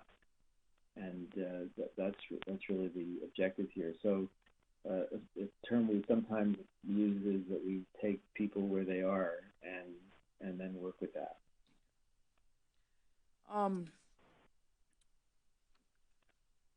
Commissioner Ervin had asked you about some of the stakeholders. I'm going to switch gears a little bit and go back into some of the independents that we are looking at as far as our consultant. He mentioned most of the parties. There were a couple, though, that I did want to follow up on. Are you aware that you or anyone in your organization may have done work for or on behalf of the South Carolina Solar Business Alliance or the Southern Alliance for Clean Energy? The Southern Alliance for Clean Energy? So Southern Alliance for Clean Energy are people that I know. We've never worked for them, but I do know people there. But no, we have no business relationship with any of those organizations. The South Carolina Coastal Conservation League? I don't know that I know who that is. Okay. South Carolina Energy Users Committee. It's a trade organization. No. South Carolina Office of Regulatory Staff. It's a state agency. No, we've not been engaged to work with them. Or the South Carolina Department of Consumer Affairs. There is also a state agency here in South Carolina. No. Are you aware of any work that y'all may have done with any law firm or lawyers that are practicing in South Carolina? I can go through a long list, but I thought I'd just ask generally at first. Yeah. Well, I appreciate that because I don't think we don't do work for law firms, so I don't think we've done any for the ones in your state. And from what you stated previously, y'all don't do work for utilities. That's correct. Well, it sounds like you're kind of new to the South Carolina arena. So y'all would not have any expertise on the power system in South Carolina? We pay close attention to the power systems around the United States, and some of the commissioners who've been around for a little longer, Commissioners Whitfield, Howard, are people that I've known for quite some time and have had some occasion to talk with on many occasions.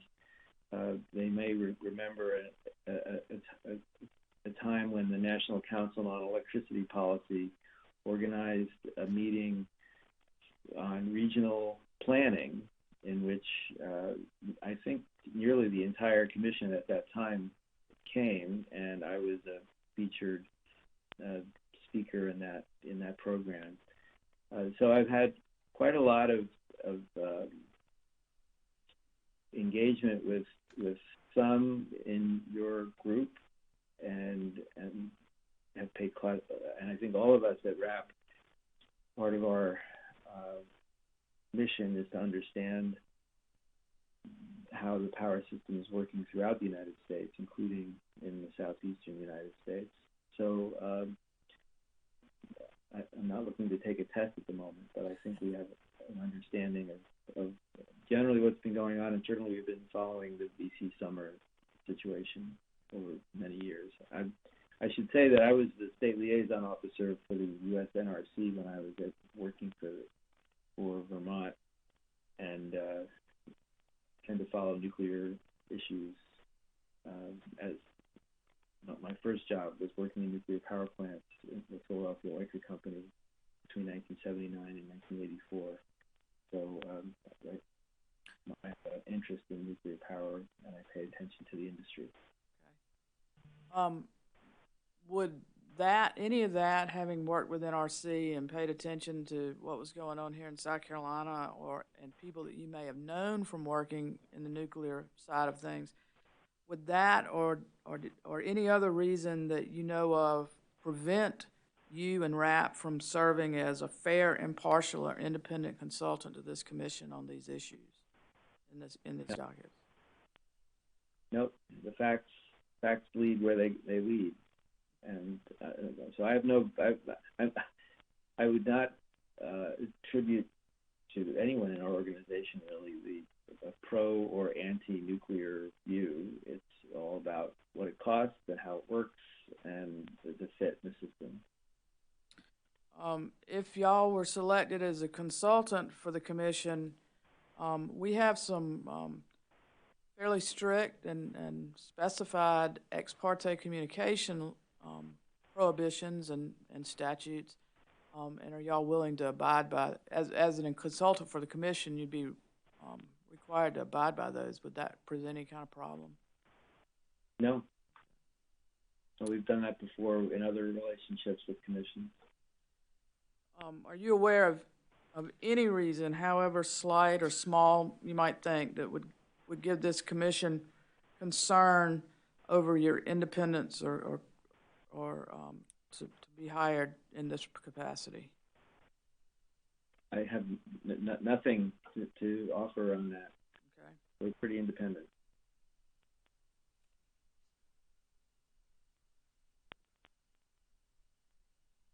Have you or anyone associated with RAP advocated or adopted positions on the issues in these cases and other proceedings which could impact your impartiality as it relates to this proceeding? Or in other words, have y'all been wedded to a methodology or resulting results that would prevent you from viewing any of the materials in this, or issues in this docket independently? I don't think so. As I said, we've published a lot on these things. A lot of the things that we publish actually talk about the different ways to accomplish results. So we have a lot of, I think, ideas about ways to be successful. And as I said, we are concerned when practices that are inconsistent with government objectives are being suggested, because that just seems like a way for the public to not get the results it's looking for. But no, I don't. As far as I can tell, I don't think anything would fall into that category. Thank you, Commissioner Sedano. I appreciate your responses. Well, thank you. I appreciate your questions. Commissioner Whitfield? Thank you, Judge Irvin. Good morning, Rich. Dwayne, it's good to see you. I hope you don't mind if we're familiar. Well, we are, and I wanted to go ahead and, as you've mentioned, get that out there. And I apologize if I'm looking all over the place, but you're on about 6 screens, more than that, multiple screens in this place. And so if I'm not looking, if you don't think I'm looking at you, I am. So anyway, I'll try to stay focused where you can see me. Want to kind of right off the bat kind of follow up on a question Commissioner Belser just had. And just for clarification, I think I know the answer, but just for clarification, she asked you about working with NRC, about would that compromise you or bias you in any way. And I think if I heard you right, you're actually the liaison for the Vermont Commission to the NRC. You never actually worked for US NRC, did you? That is correct. Okay, I thought I heard that correctly. So I didn't want that to get misinterpreted that you had actually worked at USNRC. You were just the liaison.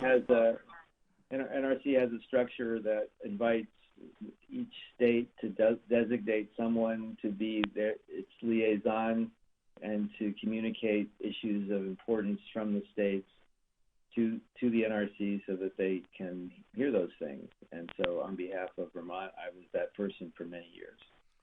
Our ethics rules in South Carolina, and I'll get into that in a minute, would probably not, I don't know, it would be someone from this commission because I'm not aware of it, but it would be someone from the Office of Regulatory Staff, which also now, and I know Commissioner Belser asked you about ORS and South Carolina Office of Regulatory Staff, which also encompasses the South Carolina Energy Office. So I would think, I'm aware of a person that at one time was with the Energy Office that might have been that person, but it's not someone here from the commission here at the South Carolina Public Service Commission. That said, Mr. Sedano, want to go back to where some of the things you mentioned.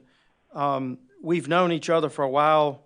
You've known me. You mentioned Commissioner Howard. You also know Commissioner Randall and Commissioner Hamilton as well, too. Yes, indeed. And would that, knowing us and having presented, would that cause you any kind of conflict or any reason why you think you might not be able to be, as the Act requires, our independent consultant? I don't think so. I would only motivate us to provide our best advice and service to you. Yes, sir. And going specifically to I think the event you mentioned, I think it was Commissioner Fleming who had kind of worked with Ms. Boyd, our director, to involve a lot of the commissioners. I think that event you're referring to was in Atlanta. It was on smart grid and distributed generation, and multiple southeastern states or CRUC member states participated, if I remember right. Is that the way, at the Georgia Tech campus maybe? Yeah. Is that the way you remember it? Well, that's a different one, but yes, I was involved with that too, yes. But fair to say that you've had interaction not only with us, but just about all commissioners in all 50 states, from all state commissions that are members of NARUC, all 50 states.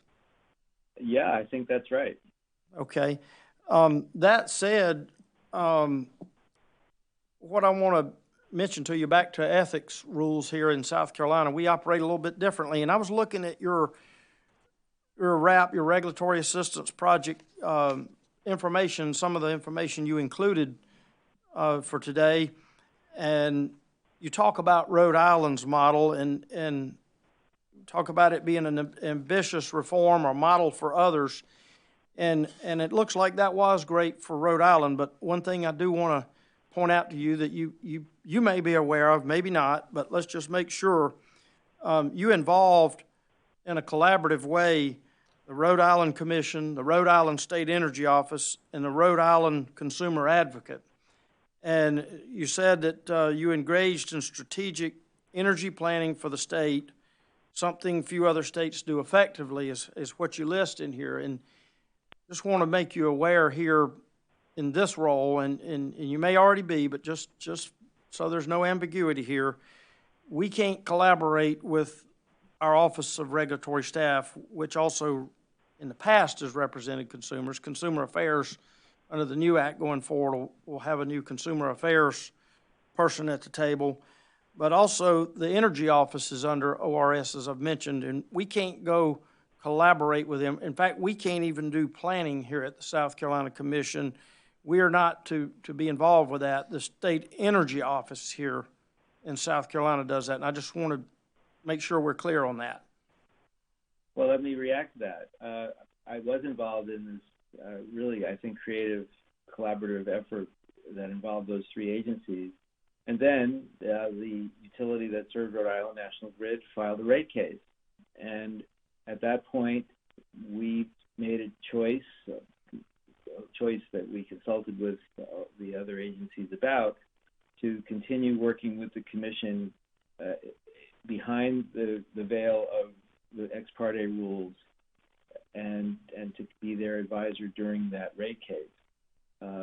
So we cut off conversation with the other agencies in order to provide that advice to the Rhode Island Commission during the rate case. So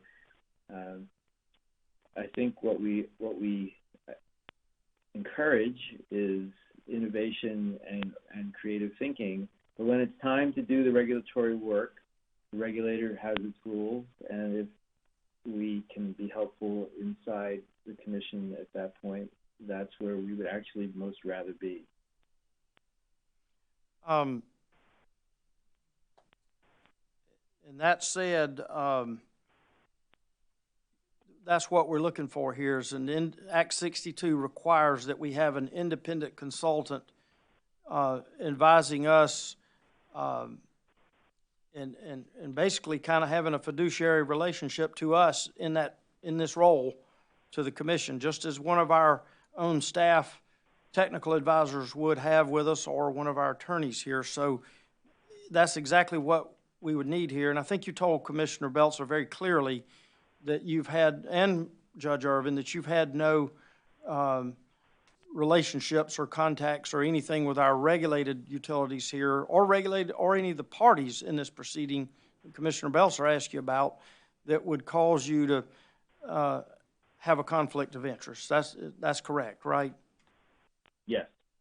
And moving on ahead, let's move away from the independence part, moving into the technical part. One of your things, near the end, you talk about thought leadership ahead of the curve. And you'd say teaching the duck to fly was I'm going to borrow your words. And that's, in some senses, the mandate that the legislature with Act 62 is sending us to implement distributed generation. And they've removed the caps off of it. And the duck was born a few years ago, maybe under Act 236, but now it's time, to borrow your words, to teach it to fly. And as we teach it to fly, I know you're saying you have the policy, but you might have to rely on some others. What we're getting into is we need to make it, in that theme of teaching it to fly, we need to take these avoided cost methodologies and to put them into real-world applications. And I had another discussion with a prior candidate about the ProMod and the ProSim models used by some utilities to calculate these, and these are very expensive systems. Do you have access to those systems, or the people that you told Commissioner Belser you would consult with, do they have access to those expensive modeling systems? Well, I think some of them do, and I'm familiar with those as frequently used around the United States. We would have to talk with these colleague organizations and obviously vet them for the same conflicts that you're concerned about. And so the answer to that question is maybe. I can't give you a definitive answer at the moment. And do you have any idea of a range of costs for either those systems, or either for you to acquire the information, if you had to consult with somebody else, what the range of costs might be to have independently have access to that data? As we're sitting here today, I have no idea. Okay. And lastly, I've said this before, but would you agree that, including yourself, that there are a finite number? When I say you, I'm talking about you and your organization, as Commissioner Belser said, would you agree that you and others, that there are a finite number of experts that can do this task? Yes, I think it's a small group of people who appreciate the range of both quantitative and qualitative tasks that Act 62 has given you. And that is one reason why I think either a very large consulting firm or a confederation of smaller groups that piece together the elements and who can work together well are likely to be alternatives that you have. But the other thing I guess is likely to be the case is that you're going to be looking for people outside of your region, because your utilities are so big that there's likely to be a lot of conflicts. Many of the qualified people have perhaps worked for some of the advocates. So there is going to be, I think, a challenge in there's going to be a limited number of people who are going to be able to do this, but I'm sure that there are people who certainly, aside from us, who would have the capacity to do this, but they might not be from around where you are. We're running a little close on time, but lastly, I want to possibly halfway answer a question that you asked to Commissioner Belser, and maybe just if you could, a quick response if you have any to it. And of course, you've included your background, and I'm somewhat familiar with it, but I noticed you had your bachelor's in engineering in about a year after PURPA, and a lot has changed since the 1978 PURPA Act, and I know you're tremendously familiar with that, but as you fast forward into now, a lot has changed since then, and specifically, I think you asked kind of in a general nature to Commissioner Belser, what more specifically are we looking for? And I guess to maybe hit home a little bit more with that exchange you had with her, what we're looking for is consultants that can accurately value the net energy metering distributed energy resources here in South Carolina. And specifically needed is financial and analytical experience dealing with avoided costs. And just for historical purposes, I would tell you that resources such as ancillary services, transmission and distribution capacity, avoided CO2 emission costs, utility integration and interconnection costs, admin costs, environmental costs have historically been set to zero. So I hope that helps you hone in a little bit more specifically what Act 62 is requiring. I think what I've felt, this is something that animated my work in Vermont, developing avoided cost, is that when you have factors that seem to impose costs and you assume that they're zero, then you're definitely wrong. So if you, but the practice of determining what those values should be is not precise. It's subject to judgment. It is helpful when there's some conventions that everyone can agree to over time, so that the experts can do their calculations, and that there can be some appreciation that accuracy is more important than precision in these kinds of activities. Let me kind of rephrase that. Those costs I mentioned have historically been set to zero. I'm not saying that they were zero, but for purposes of NEM and distributed generation resources, they've been set to zero. But I certainly hear what you're saying and appreciate your answer. And unless you have anything further, Judge Irvin, that's all I have of this candidate. Thank you for your questions. Thank you, Commissioner Whitfield. Any other questions? Ms. Boyd, can you provide a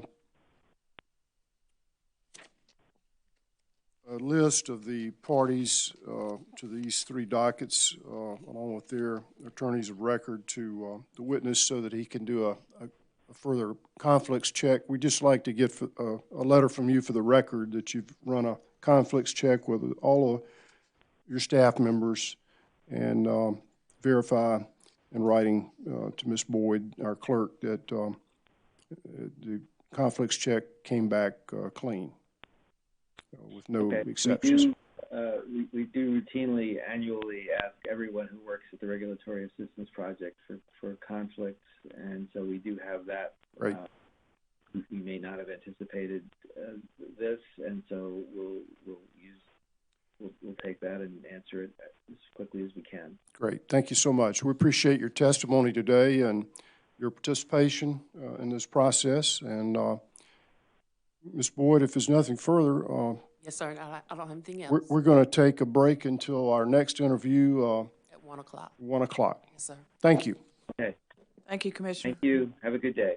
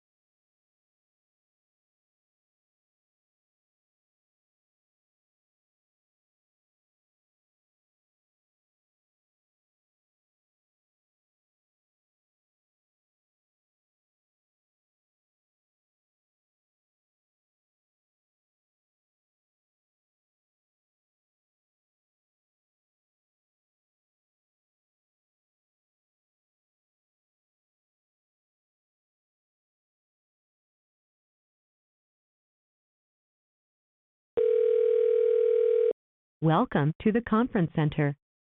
Please enter your access code, followed by the pound sign.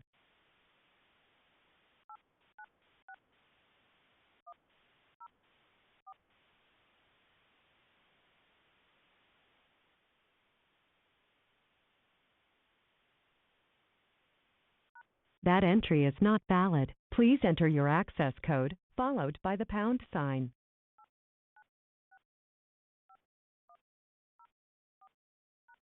Thank you. Please stand by. If you are the chairperson, press the star key now. Please enter your chairperson passcode, then press pound. To start your conference, press 1. To change account, your conference will now begin. You can record your call by pressing star 2 at any time to start or end a recording. For a menu of conference commands, press star star. You will now be placed into conference.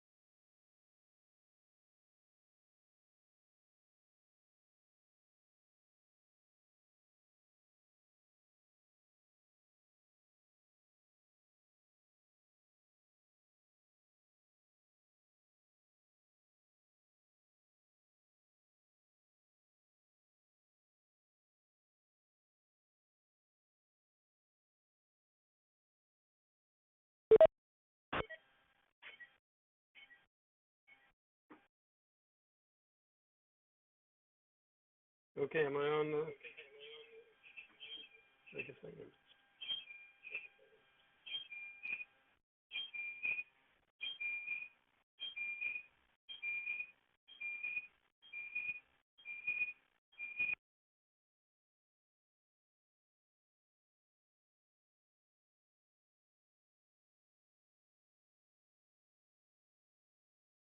Is this echoing?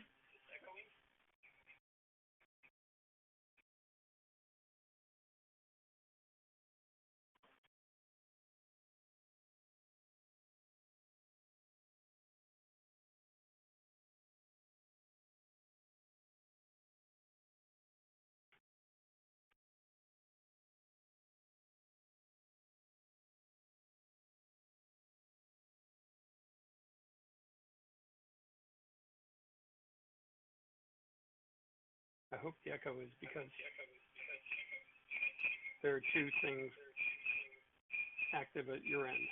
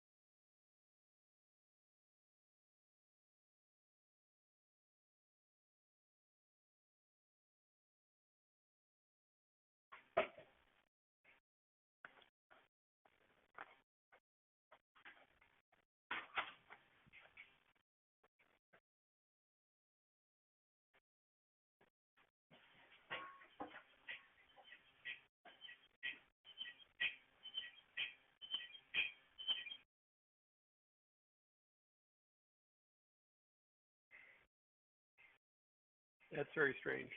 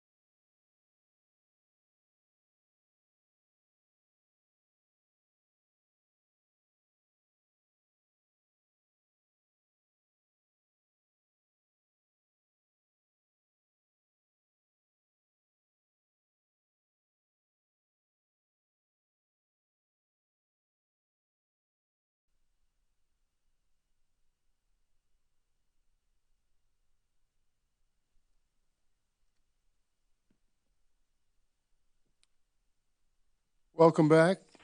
ladies and gentlemen, we're now ready for our 1 o'clock p.m. interview, and I believe we have with us Mr. Chernick. Is that correct? That's correct. All right, sir. Could you give us your full name, please? My name is Paul Lee Schernick. Thank you. Madam Court Reporter, would you swear the witness?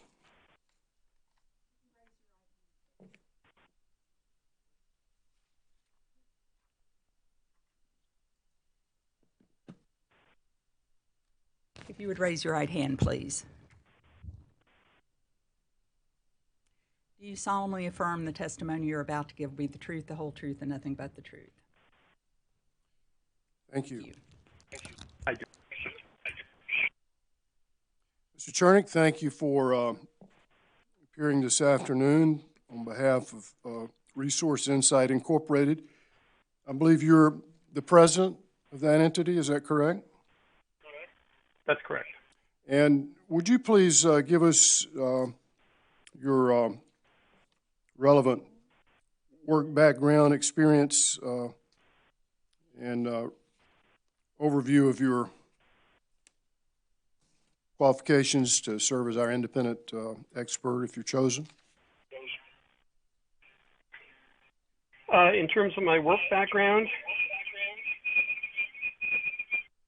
Yes, sir. I got a master's degree in technology and policy in 1978. Worked for the Massachusetts Attorney General doing utility regulatory work for about 2 years.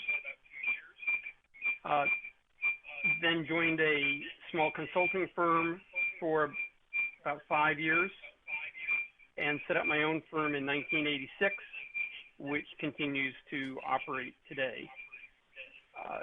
I provided my qualifications, including a list of the testimonies and presentations and reports that I've done.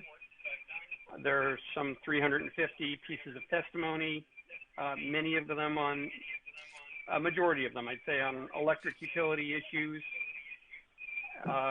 and a couple of dozen, I believe, on avoided costs specifically. So my qualifications are basically 40 years of experience developing some of the methodologies that are used widely today and reviewing a large number of utility proposals and responding to them. Have you ever testified before the South Carolina Public Service Commission? Yes, I believe I've testified 3 times in the early 1990s on behalf of the consumer advocate.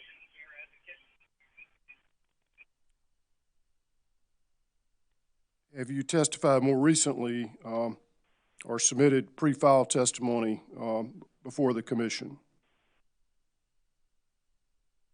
No, I haven't.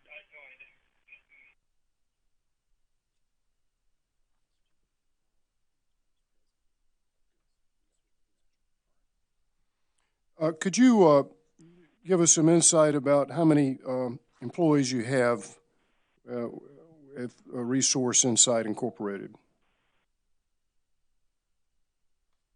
We have a staff of about 7. And could you tell us briefly what their background and qualifications are in terms of what they bring to the table? My partner, my de facto partner anyway, is John Wallach. He's been doing this kind of work since the 1980s. Has also testified dozens of times on utility planning and pricing issues. We have 2 masters. I think Mr. Jonathan Wallach has testified in 2 dockets in 2018 before the commission. Our staff alerted me to the fact that he filed direct testimony and exhibits in docket number 2018-318E, as well as docket number 2018-319E. Were you aware of that?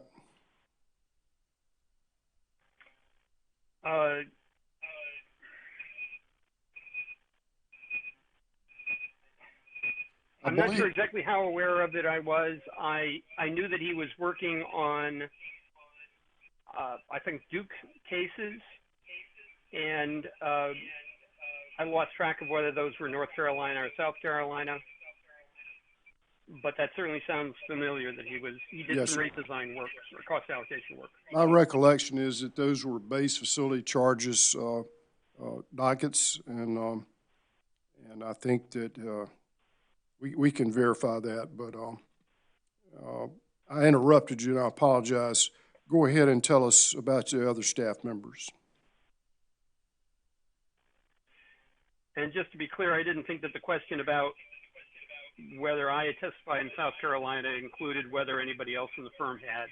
Right. My apologies if that's quite all right. cut that short. Let me, when we say you, I think what we've been telling the other interviewees is that that would include you, your employees, associates, partners, affiliates, contractors, et cetera. So it's a generic you, but if you'll, to the extent that you know, we'd like for you to disclose it.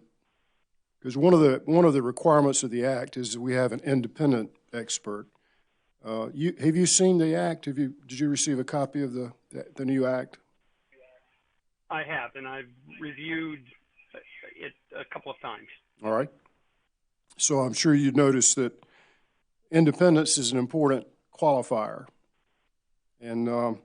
so do you think the fact that that John F. Wallach may have participated in 2 prior dockets, do you think that would affect his ability to serve as an independent expert for the commission in these dockets? I don't believe so. I think the subject matter was different, and I'm not aware that his client in those proceedings are also involved in this proceeding.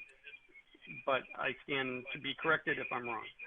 I believe some of them are.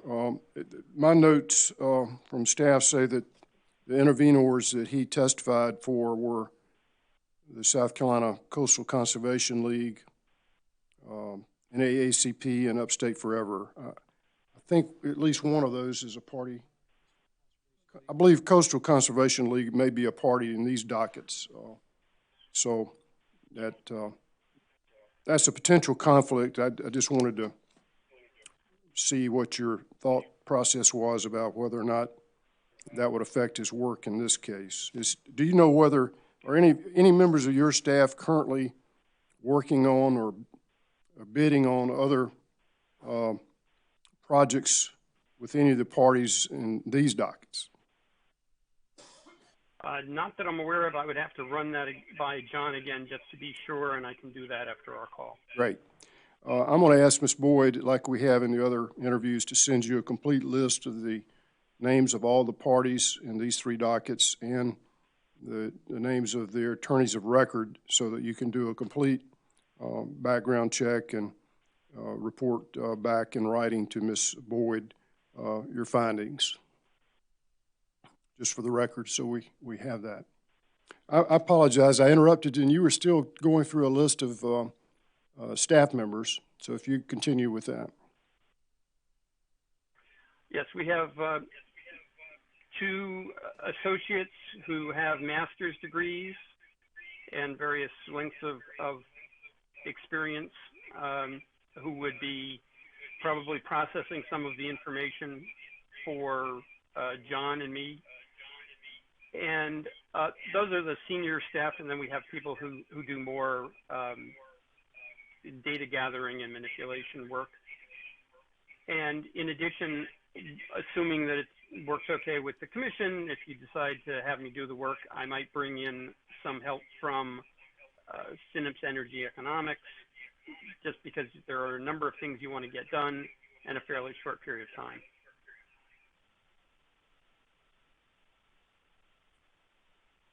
Have you worked in the avoided cost arena in the past? Have you testified before commissions as it relates to avoided cost? Yes, I think the first time I did that was in 1985 for the Massachusetts Department of Public Utilities.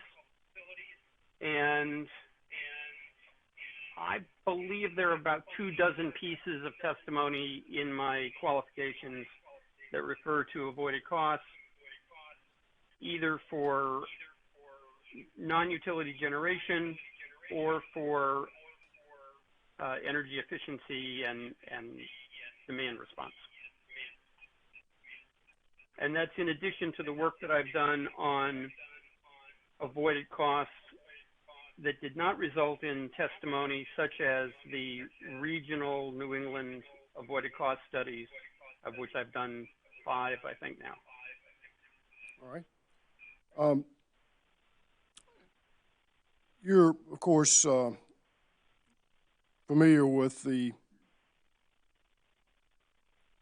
Public Utility Regulatory Policies Act of 1978, and you're certainly, after reviewing your resume, you appear to understand the issues that are before us under the new act. Is that a fair assessment?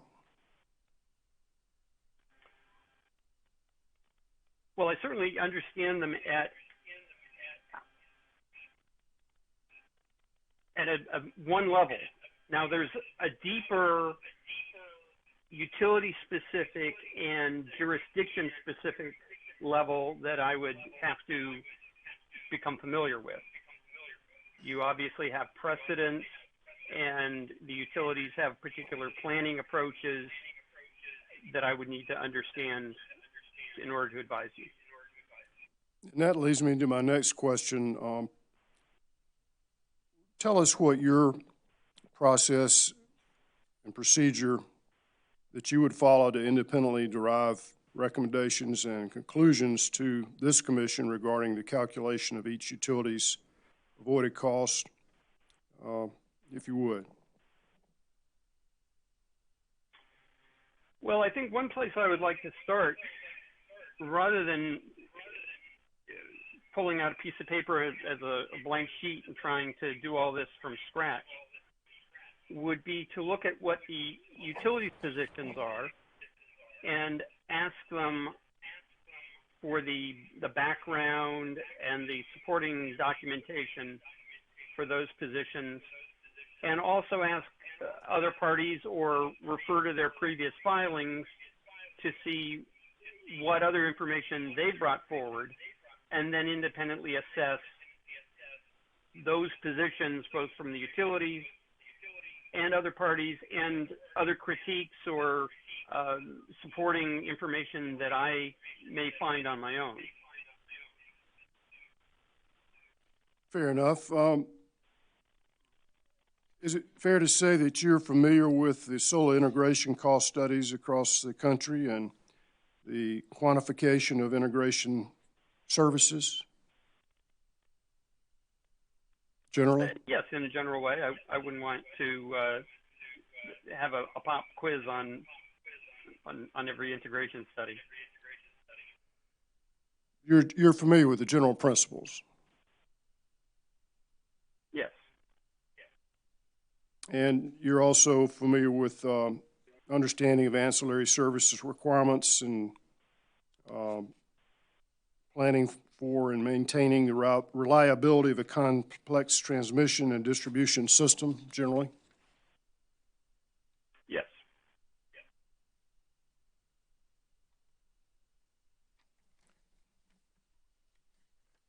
I'm going to turn the questioning over to Commissioner Belser. Good afternoon. I'm Florence Belser. I'm one of the commissioners. Thank you for agreeing to talk with us today. Appreciate you doing that. As I've started my questioning earlier, explaining that when I say you, or since I'm from South Carolina, I may say y'all, but that I'm talking about a broader term. It would be not only you, but your company and anybody you might bring in to help you with you. You might have some people, I think you said you had 7 or so in-house, but understand if they're, you mentioned Synapse Energy, you know, that to the extent you may know about any outside group or entity that you might bring in, that you may have to get back with us on some of that. You may not have information on that. But the main thing is when I reference you, I'm talking about you or anybody that you might be working with, if you don't mind. And I don't mean to be repetitive, but I have been trying to ask the same questions of each applicant so that I can make sure that I'm giving everybody the same shake, if you don't mind. I'm going to just start off. Have you had the opportunity, I think you indicated you've had the opportunity to read through Act 62. Is that correct? I have. Okay. Because I'll have some questions about that. Let's see. Well, let's just start with that. Do you have the Act 62 available for you? If not, I'm going to read a section of it, if you don't mind. It's fine with me. Okay. I'm actually in Section 1 of the Act, and it's the very first code section that is added. And it's the new code section 58-41-05. And this explains some of the charge. There's other in there to the commission, but this is, in my opinion, a fairly good synopsis of what we're supposed to be doing. And it states, the commission is directed to address all renewable energy issues in a fair and balanced manner, considering the cost and benefits to all customers of all programs and tariffs that relate to renewable energy and energy storage, both as part of the utility's power system and as direct investments by customers for their own energy needs and renewable goals. The commission is also directed to ensure that the revenue recovery, cost allocations, and rate design of utilities that it regulates are just and reasonable and properly reflect changes in the industry as a whole, the benefits of customer renewable energy, energy efficiency, and demand response, as well as any utility or state-specific impacts unique to South Carolina, which are brought about by the consequences of this act. And my question to you is, how would you work with the directives of the General Assembly as set forth in this act? How would you work with these directives in your analysis and recommendations made to the commission?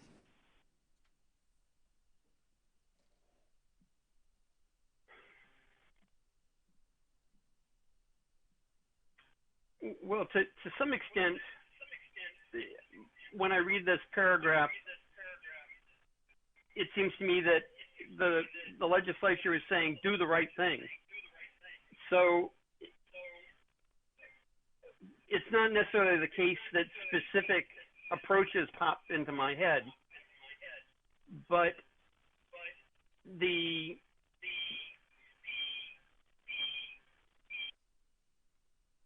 one issue that I think is relevant is that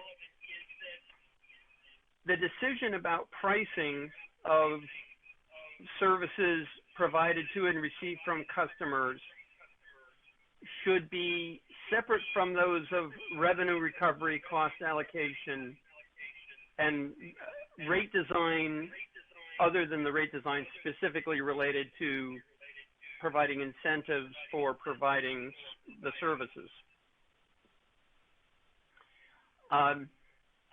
The first part of the problem is to figure out what you want as regulators of state in terms of having customers do in providing, in this case, renewable energy services to themselves and to the grid. that's sort of the first sentence or so of that section. Then the questions arise as to, well, what do you do to make sure that the utility is made whole, that the cost recovery isn't harming them for having done the right thing, for working with the commission in bringing on distributed renewables, and that the cost allocation is fair so that the classes that are getting benefits, which may be the specific reduction of their bill because they're reducing their load, but also would be the avoidance of system upgrades and purchases of new facilities. That goes to all the customers. So you want to make sure that the cost allocation is reasonably reflecting the way that the mix of benefits is distributed among classes. And then rate design within each class for how you recover whatever costs are flowing through. You want to take the same factors into account, that these services are going to be reducing energy and capacity costs, and those are the components in which you would naturally recover the charges.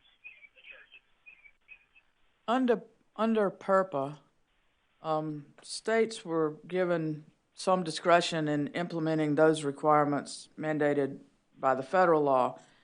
And Act 62, or the South Carolina Energy Freedom Act, is providing direction to this commission on avoided cost, but does leave some discretion on the avoided cost issues. If you're selected as a consultant for these cases, how would you envision your role with regard to the avoided cost compliant with PURPA and Act 62? Well, I don't see PURPA as much of a constraint. The states have implemented PURPA in a wide variety of ways, ranging from only spot prices purchases, that's quite a mouthful, spot price purchases, to fixed long-term contract prices, feed-in tariffs, and various kinds of RFP competitive procurement mechanisms.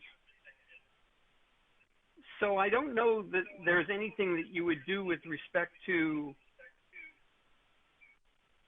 setting avoided costs that would meet the requirements of Act 62 that would be inconsistent with PURPA. PURPA is a broader tent.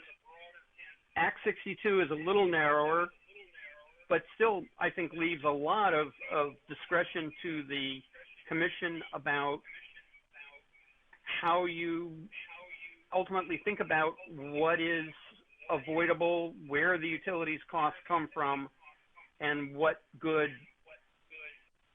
is provided to the utility by distributed solar in particular. Earlier, you made a statement, and I kind of jotted it down, and I hope I did it correctly, but you referenced that we obviously have precedent. And in the role of advising the commission as a consultant under Act 62, of whether, do you see your advice or the commission being constrained by prior precedent, or do you see your role as providing the best expert professional opinion that you can give to this commission in 2019 versus decisions from years ago? The latter. Okay. The one thing that I would add, though, is that sometimes those precedents point out important issues that have been kicked back and forth within a jurisdiction and that should be addressed.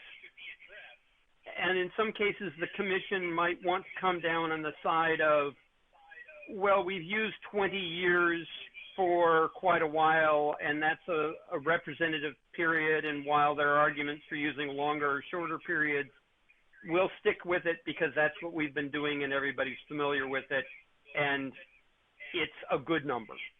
Maybe not the best, but it's good enough that it's not worth worrying about. So precedent can be important in that way, and then precedent can also be important in terms of the commission saying, in the past we did this, we're now in a different kind of situation, we've rethought the issues, and we're going to do something that's quite different. Have you, in your professional experience, had any experiences drafting purchase power agreements? I have not drafted them. I've reviewed them. In some cases, there have been issues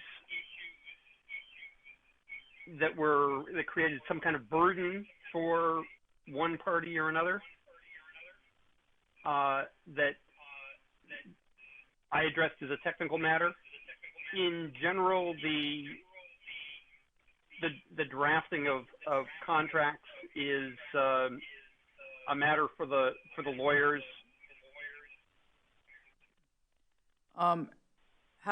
Any experience in drafting commitment to sell forms? And I'm using you as the broad sense here, anybody in your team. I would have to check with Synapse. I'm not aware of anything that we've done squarely along those lines. Any experience in drafting discovery requests such as data requests, interrogatories, requests to produce? Yes, in those 350 cases, I've done discovery probably in 300 of them or more. Any experience working on drafting orders to assist in memorializing commission decisions on avoided cost? Not specifically on avoided costs, but I have worked for commissions in other areas in drafting language for orders, including the District of Columbia's original least cost planning decision and similar other work in rate cases and related matters for the Connecticut regulators and for the Puerto Rico Energy Commission. I want to, and I think you've answered this, and I just want to be clear on this. Could you explain to me again? Do you have in-house capabilities of the modeling on avoided cost or the methodologies, or is that something that you would bring in an outside entity on? Well, it depends on what kind of modeling is required. Specifically for production cost modeling, in which you dispatch plants to meet load and determine what the marginal cost is or what the avoided cost is from reducing load by some decrement with a particular kind of load shape, that's the kind of thing that we usually rely on Synapse for. There's overhead involved in just licensing the model, learning to run the model, and we haven't bothered doing it. For other issues where the modeling can be done basically in spreadsheets, sometimes fairly fancy spreadsheets, we do that in-house. Thank you. I want to switch gears a little bit and talk about independence, if we'll focus on that for a few minutes. I believe, and this is reflected in your your resume and your CV that in 1991 you testified in a docket involving SCE&G, and I believe that is on page 26 of your resume, item 100. And it had to do with, well, can you tell us a little bit about what that was? Yes, I believe the central issue in all three of the cases that I testified on was SCE&G's relative neglect of energy efficiency as a resource.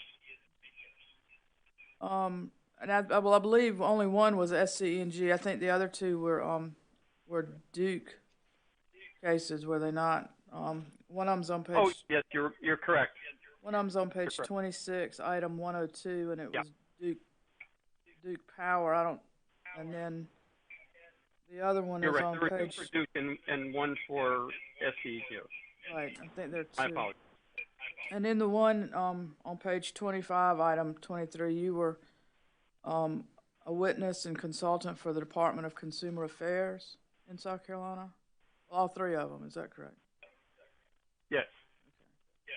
Any since 1992, have you been involved with any other, you yourself been involved with any other testimony or docket in South Carolina? Just you. I'm not talking about the one that was brought out earlier with Mr. Wallach. I do not believe that I've had any other involvement in South Carolina. Okay. Do you know if, and now I'm going to use this in a broad sense, do you know if you or anyone affiliated with your company or has served as an advisor, consultant, or witness, or received compensation, and I'm going to go through a list of the stakeholders and parties here, Duke Energy or any of its subsidiaries? And that's not just the ones in South Carolina. That could be any of Duke's. No, we've been involved in a number of proceedings relating to Duke, but never on behalf of Duke. Okay. Dominion Energy or any of its subsidiaries? Again, no, we've never worked for Dominion. Okay. The former SCANA Corporation. It used to be the owner of SCE&G, okay. Yes. I've never worked for them. So have you ever have you ever testified on behalf or worked on behalf of any utility? Yes, more often gas utilities on avoided costs and least cost planning.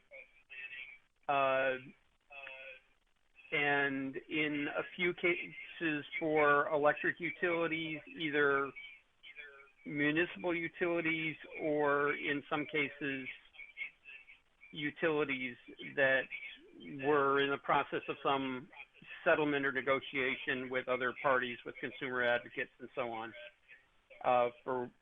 in which case I was testifying on behalf of a group. Okay. But in those instances that you just referenced, your testimony was the group that the utility belonged to. Is that correct? Yes, I'm not able to recall any case in which I testified on behalf of a utility by itself. Okay. An electric utility. I have for gas utilities. Oh, I'm sorry. I did forget one.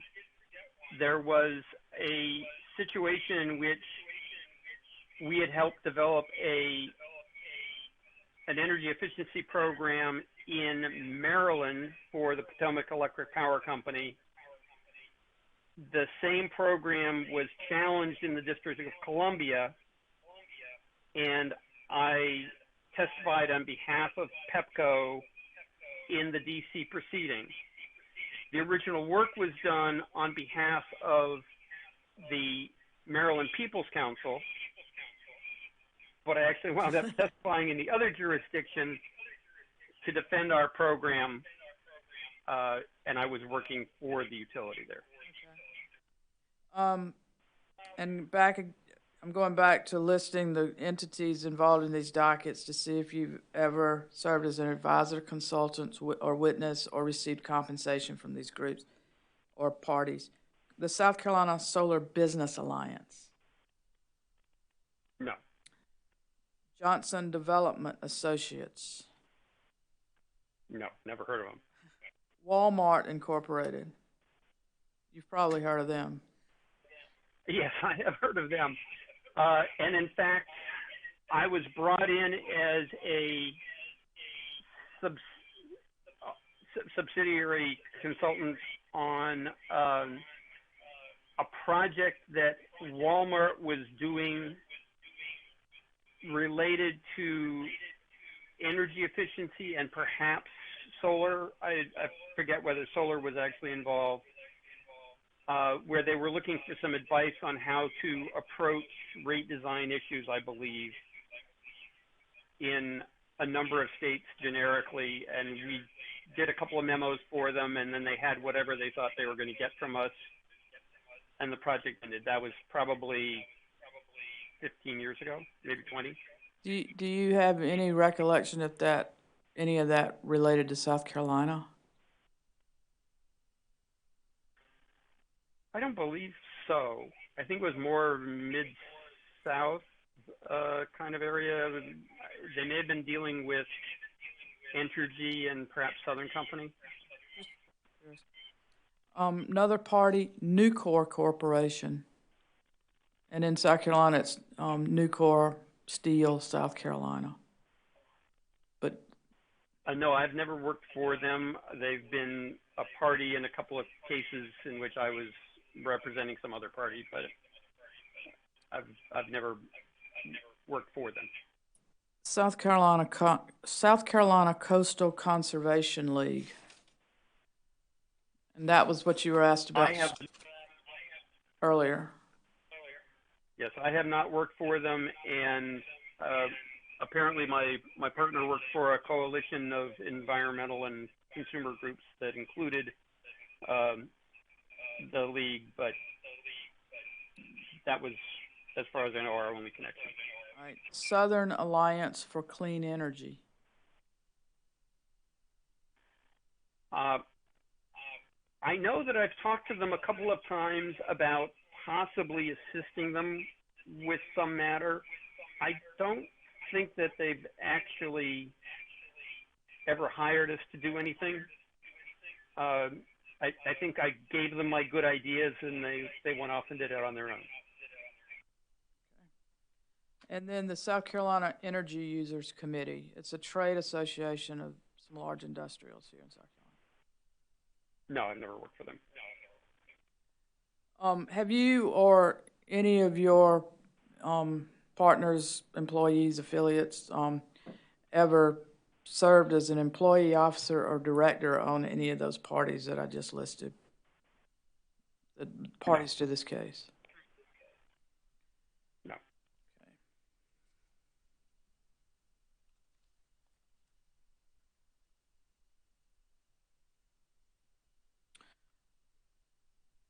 Okay.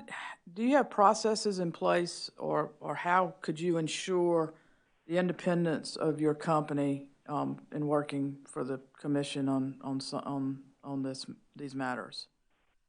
We're trying to make sure that our consultants are independent of all the parties, and how can you assure us of that?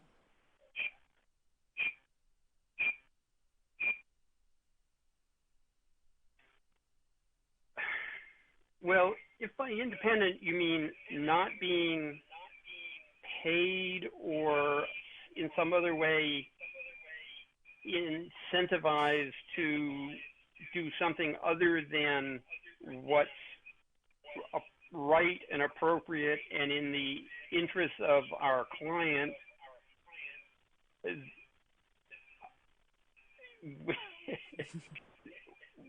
we don't have those kinds of relationships. We don't take side payments from parties to influence our work in other cases.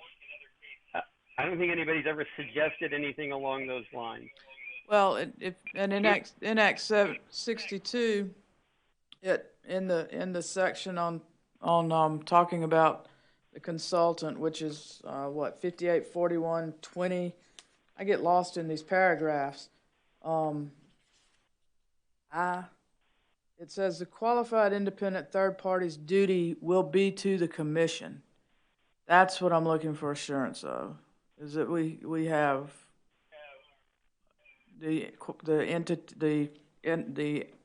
this expert's loyalty and forthrightness and to the commission, not me as a commissioner, not any other individual, not to any of the stakeholders, but to the process and to the commission. We're not hearing you. Sorry about that. I keep muting to reduce the amount of feedback. That's how we understand our role. That we're working for a party and that consistent with ethical requirements and perhaps a broader public interest, we're there to serve our clients. Now, I won't testify to something that's not true. I won't put something in the report that I think is misleading, even if it's something that would please a commissioner or the commission as a whole. But in terms of this is the policy approach we want to take, then that's the approach that I would take, and I would say consistent with these guidelines, this is the best way to do this calculation, or this is a reasonable approach, or whatever the specific question is. Do you have any reason, however small, slight, or just minimal, to believe that you cannot serve as a fair, impartial, and independent consultant for this commission in these dockets? Well, if you accept my description of what I think of as being a fair, impartial, independent expert, then I have no reservations about it.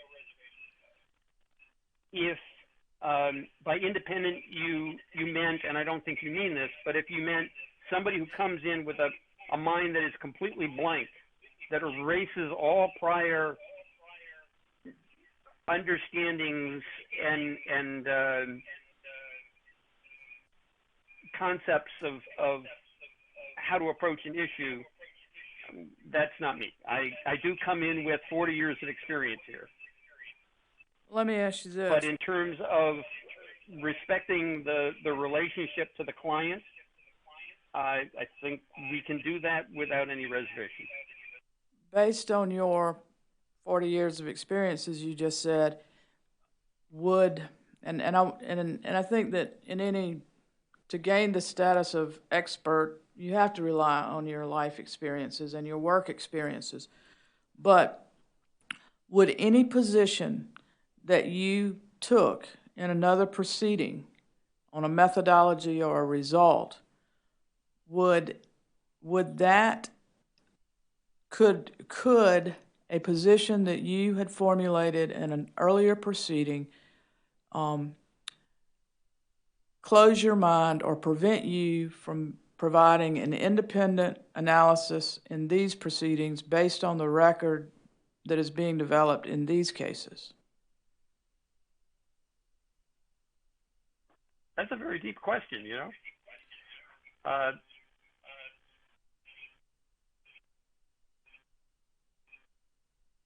That experience includes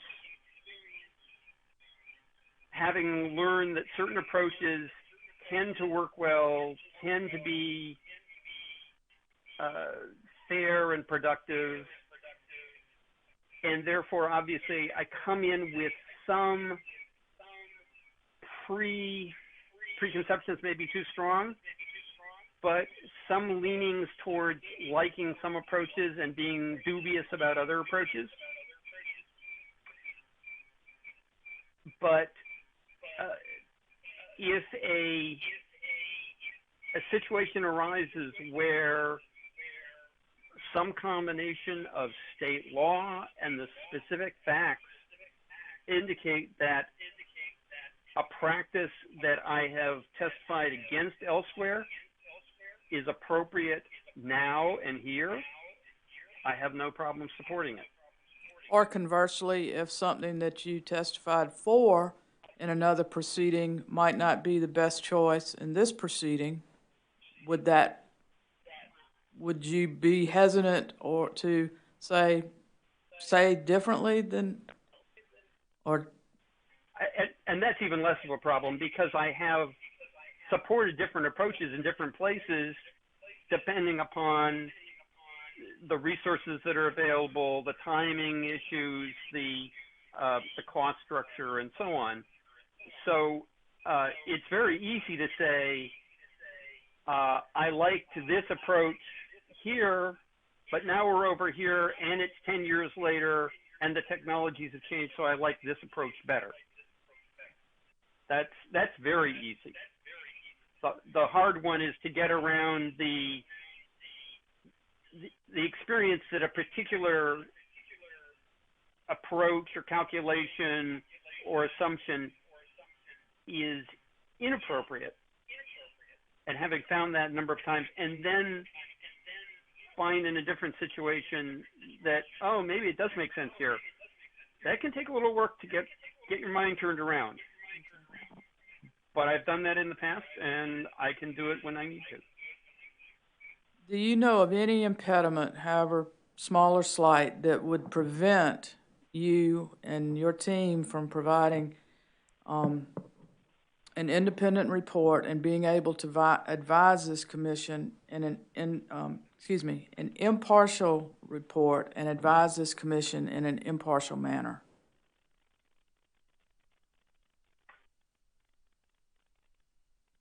I can't think of anything that I would consider that would be a barrier to being impartial. Some people may say, because I've taken positions in the past, because I've worked in some places to encourage removing barriers to solar development, that therefore I can't be impartial because I've said nice things about solar someplace else. If that's your standard for impartiality, I don't meet it. But in terms of looking at the facts and doing what is consistent with my charge for my client, I can't think of anything. Thank you for your responses to my questions. That's all I have right now, but thank you very much. Thank you. Commissioner Whitfield. Thank you. Thank you, Judge Irvin. Good afternoon, Mr. Chernick. Good afternoon. I don't think you and I have met, but I do recall your associate, Mr. Jonathan Wallach's testimony and exhibits in recent proceedings, dockets 2018-318E and 2018-319E. And obviously he was testifying on behalf of some of the interveners in that docket, multiple interveners, some of which Judge Irvin and Commissioner Belser have called by name. But other than that, I don't think that that you and I've met, and again, I'm aware of who Mr. Wallach is, but I think Commissioner Belser went pretty hard down this road, but let's just, and you did a good job answering it. She did a good job asking the questions. She did. Let's go right to the heart of the point, where she was, and because we've got some staff that has expressed some concern, and you pretty much said in your last answer to her that that you've testified to make solar generation more plentiful, if you will, but specifically to address some concerns there, and some concerns even that our staff has had about to the utilities. They're concerned that utilities might question your impartiality, and you went down that path, but let me, if you could, address any concerns that we might have here, commissioners and or commission staff, or that the utilities or any parties might have about your impartiality, as Commissioner Belser said, if you might have had a position that might be contradictory, if you will, to one you've had in the past. That charge to us in Act 62 is to find an independent consultant, and that I'd like to hear just a tad more. You've gone pretty far down that path, but let's specifically maybe address some concerns the other parties that come before us, such as the utilities and commissioners and commission staff, might have.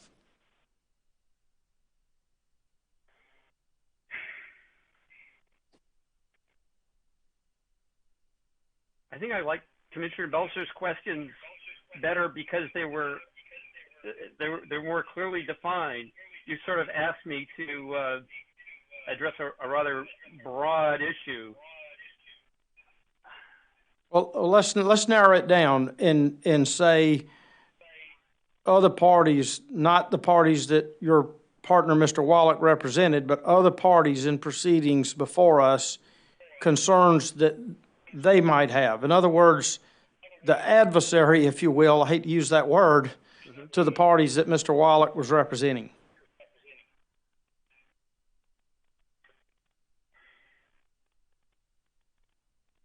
Does that narrow it down a little bit more for you? It does, and I'm thinking about how to address that. Certainly, a utility might say, this is somebody who's opposed something that another utility wanted to do that was adverse to the interests of people who wanted to install solar equipment on their homes, and therefore I'm not impartial.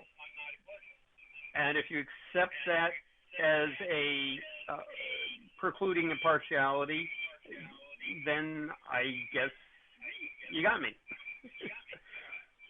But the issue is not a simple one of solar good versus utility supply good. Let me give you an example. In an El Paso Electric case, I testified in opposition to a plan to split out solar customers from the general residential customer group and assess them distribution costs based on the non-coincident peak of the solar customers, which occurred in the evening long after the peak demand for the residential customers as a whole, or for the system as a whole. And I said, well, that's not cost-based. It's imposing costs on these customers simply because they have solar. They're located next to customers who don't have solar. The load on their transformer, the load on the feeder coming down the street to them and their neighbors, that'll be determined mostly by non-solar customers. And it'll occur in the afternoon when the solar is very useful. And picking out the evening and saying, oh, you people use more in the evening, so we're going to charge you as if that were what's driving the cost of the distribution system, that would be wrong. Now, if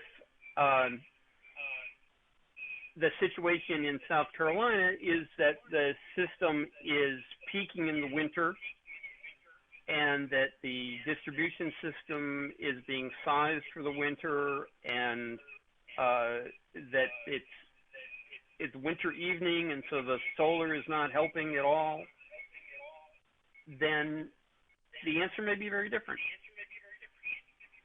You give me the same facts, I'm likely to come up with the same conclusion because it was right then and it's right now.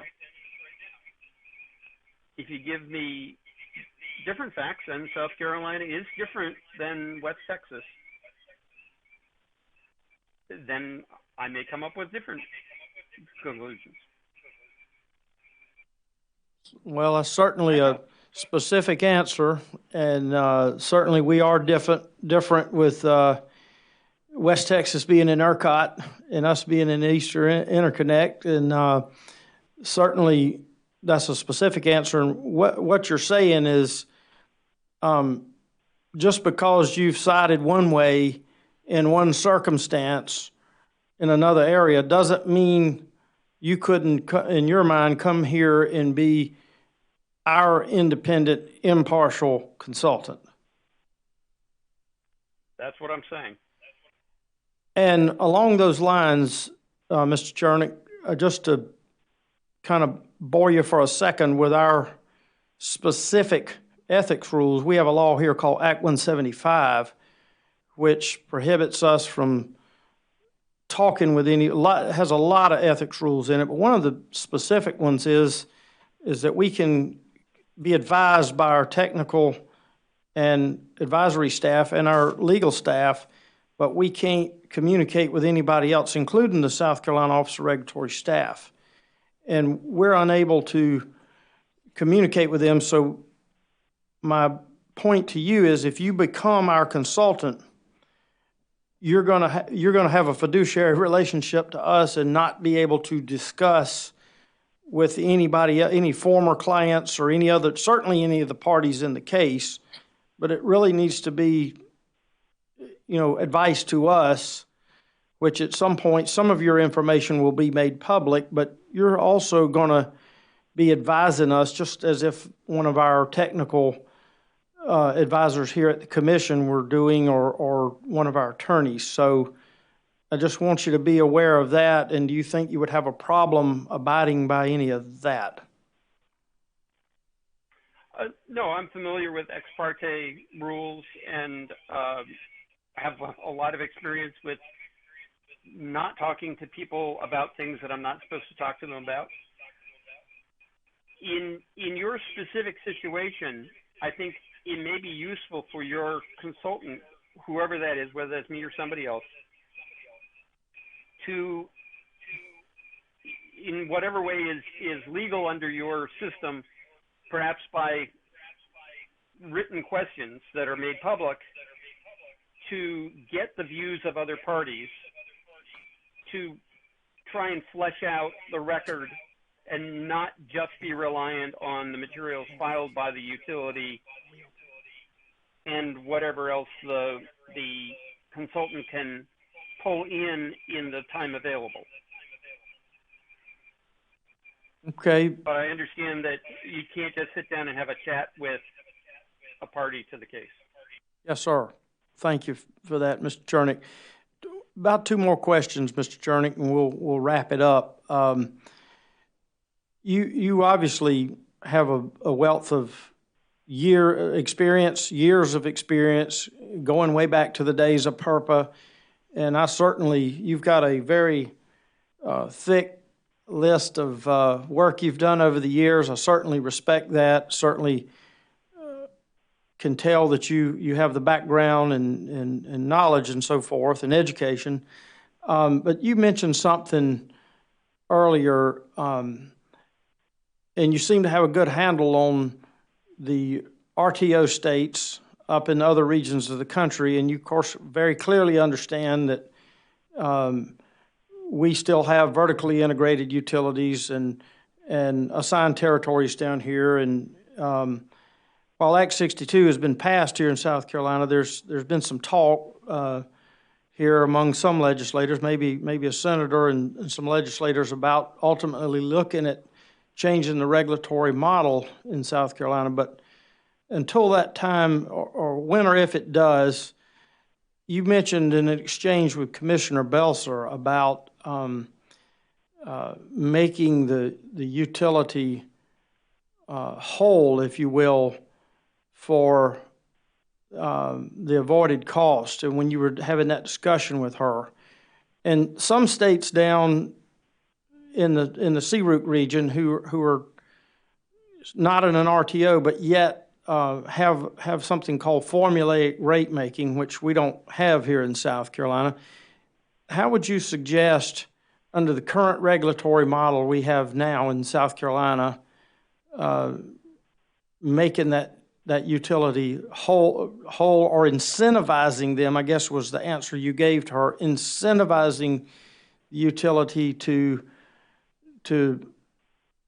move in that direction, and because it is moving in a direction of not producing more electrons.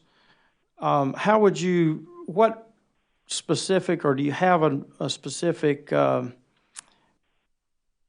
recommendation or way to incentivize the utility under the current regulatory model that we are under here in South Carolina now, at present? Well, first of all, let me note that I haven't been involved in a South Carolina rate proceeding in a long time, if ever. So the details of the regulatory process there are maybe a little different than, well, I'm sure they're different than other jurisdictions because they all vary. But the issue I was addressing earlier was one along the lines of, let's suppose that the solar is valuable to the utility and the other ratepayers in the long term, or even the medium term, even 5 to 10 years, because it reduces the need to build out the distribution system and transmission and the new generation. Certainly. But in the current rate case cycle, the utility may not be saving a lot of money from those things because it's not necessarily building right now for those situations, so it may not be incurring costs. It may not be saving money that it can put in its pocket to make up for the amount of a rate discount or a bill discount that the solar producer is getting. So in that case, in a conventional rate case process, the commission could set up a deferral accounting system in which the utility shortfall due to the solar is rolled over, and they're allowed to collect that in the next rate case from the customers who will benefit because a new peaking plant won't have to be built because the new transmission line won't be built, and so on. Well, thank you for your answer, Mr. Chernick. And lastly, I'm going to ask this to you just in fairness, because I've asked the other candidates for this consulting position the same question. It's come up twice already, and I'm going to bring it up with you, that the utilities use expensive analytical systems called either ProMod or ProSim to run this data. And we've heard from interveners, some of which are possibly even the same, potentially even some of the same interveners that your partner, Mr. Wallach, represented, that they weren't able to, and check me on that, I'm just glancing, but I do think there might be some of those in common. But some of those interveners have complained that they can't afford the expensive analytical systems such as those models to run. Do you have capabilities of providing us that data since you would be our independent consultant, or do you have someone you can get it from? And if so, do you know what either those systems would cost or a range of what it would cost for you to obtain that information independently? I would have to get back to you on the cost.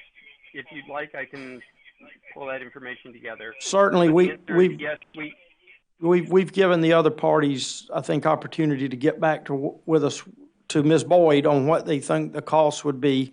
So I think Ms. Boyd's kind of looking for follow-up responses on what those costs would be. But I just wondered what your resources, what you may currently have access to now.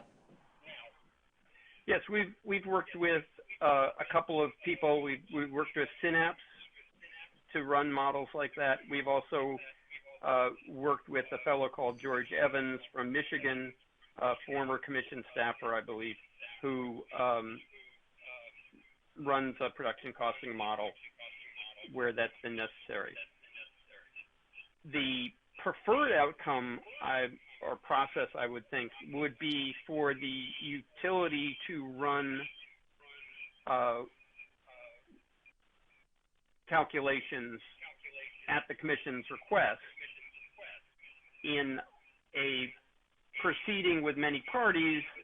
You can't necessarily expect the utility to run 10 runs for each of 10 interveners, but it often works to have where there's a limited number of runs that need to be done, to just have the utility do the calculations and provide the input and output data so that what they've assumed can be reviewed. And that's often less expensive and avoids the problems of trying to figure out whether your modeling assumptions were consistent between the utility runs and the other parties' runs. Like an odometer in a car, we got to assume is correct. Well, in this case, you also want to... You'd be providing the data. Behind the dashboard. Right, for the 10 multiple models. The computer model will do what it's told. And if you have somebody who can read the input and read the output and say, yes, this is what it was told and this is what it did, and the utility is willing to work with the commission on running some alternative cases, perhaps the issue is future fuel prices or the availability of purchase power or a weather load shape or whatever it is that the argument is about, that can just be a more efficient way of getting the answer. Well, thank you for your answer, Mr. Chernick. And Mr. Chernick, thank you for participating today. And that's all I have. I'm going to turn it back to Judge Irvin. Thank you, Commissioner Whitfield. Do you have other questions? I do. All right. I'm back. Sorry. I'm just trying to ask the same questions of the consultant candidates so that I'll have something to, and I realized I failed to ask you a couple of them, but just briefly, do you have any experience either modeling or studying the power system in South Carolina specifically? No. Okay. Would lack of familiarity with the power system in South Carolina be a hindrance to the work that we need done pursuant to Act 62? I doubt that very much. If there are important issues that the utility wants to bring to the commission's attention, I'm sure that the utilities will do so. And So we'll be starting with a great deal of local expertise on the specific issues that need to be addressed. okay. What methodologies have you used for calculation of avoided cost? I know that there are a number of different ones out there, but can you name the ones that you've used? Well, I mean, we've looked at it in terms of an equivalent, equivalent utility-owned resource. If the utility were to build its own solar, and then the transmission and distribution to get the power to customers, and losing power along the way in line losses, what would the cost be? And that's one benchmark. Another way of doing it is to look at the dispatch of the energy system and compare the costs of running more plants and perhaps building more plants, keeping older plants online that maybe you could shut down if not for some peaking conditions. Compare those costs to what you're paying or the discount that you're giving for customers who own their own generation. Okay. Do you ever conduct an independent calculation of the utilities avoided cost, or do you primarily take the methodology advanced by the utility and review the avoided cost in context of the utilities method? Well, with Synapse and other parties, we have developed avoided costs for New England basically from scratch, and taking into account a wide range of considerations. In many cases, I start with what's available. The utility has an approach which may be pretty reasonable as an approach, but may have some specific flaws in terms of assumptions about the value of off-system sales or the availability of low-cost purchase power or the fuel costs for some category of plants and so on. And so the easiest way to get to a reasonable result may be to start with what the utility's done, accept the parts that are pretty reasonable, and correct the remainder, which may require using a different approach than the utility did for that part of the cost, or may just be a little tweak into one of their inputs that's unrealistic. I think you may have answered this question in response to Commissioner Irvin, but I do want to make sure that I've got it. But have you done production cost modeling? We do not do it in-house. As I said in earlier question, we have a couple of people that we bring in to do the runs for us when we need them. But basically, all modeling, you bring in somebody else to do that. Is that correct? The big computer models, yes. Thank you very much. Appreciate your time today. Thank you, Mr. Chair. Thank you, Commissioner Belser. Is Commissioner Williams with us this afternoon? I just wanted to give him an opportunity. I know he's He was not able to. he was not available, so he'll have a transcript available to review at a later date. All right. One of the things that I'd like to follow up with you on is, do you have experience, or members of your staff have experience in submitting data requests to utilities? Because that's going to be an important part of the role for our independent expert. Yes, I can't even estimate for you how many thousands of data requests I filed. So you're quite familiar with that process? Yes, and I'm familiar with the fact that the process may vary a little bit from one jurisdiction to the other. But in order to get a good outcome, you gotta have accurate and detailed facts. So that's always an important part of the process. Yes, you need to first have a really good understanding of what the utility has done. In this situation, we're starting with the utility position. And you need to check other data that the utility may have access to that is not readily available otherwise to flesh out alternative approaches. Now, I suppose you're aware of the fact that we have a fairly tight time schedule to complete this work.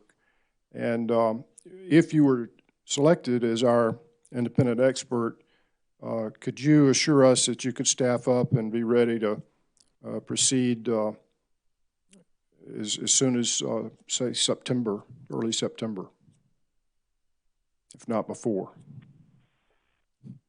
Yes. Well, we're not going to be able to do anything on this until early September. My daughter is getting married over Labor Day, so I'll be out for a little while.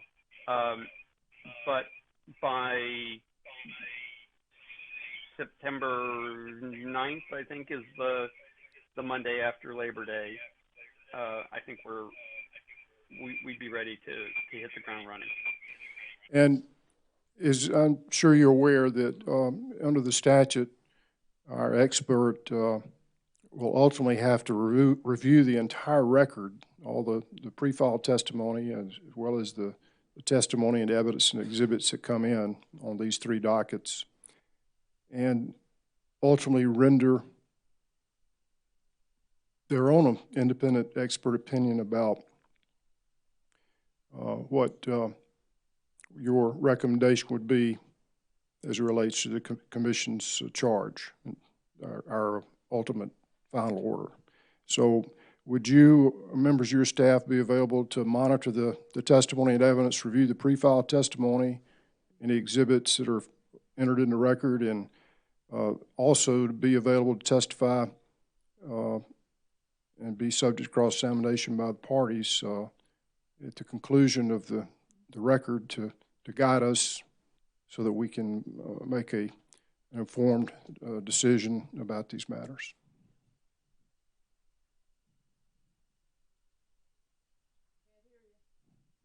There were a lot of parts to that question.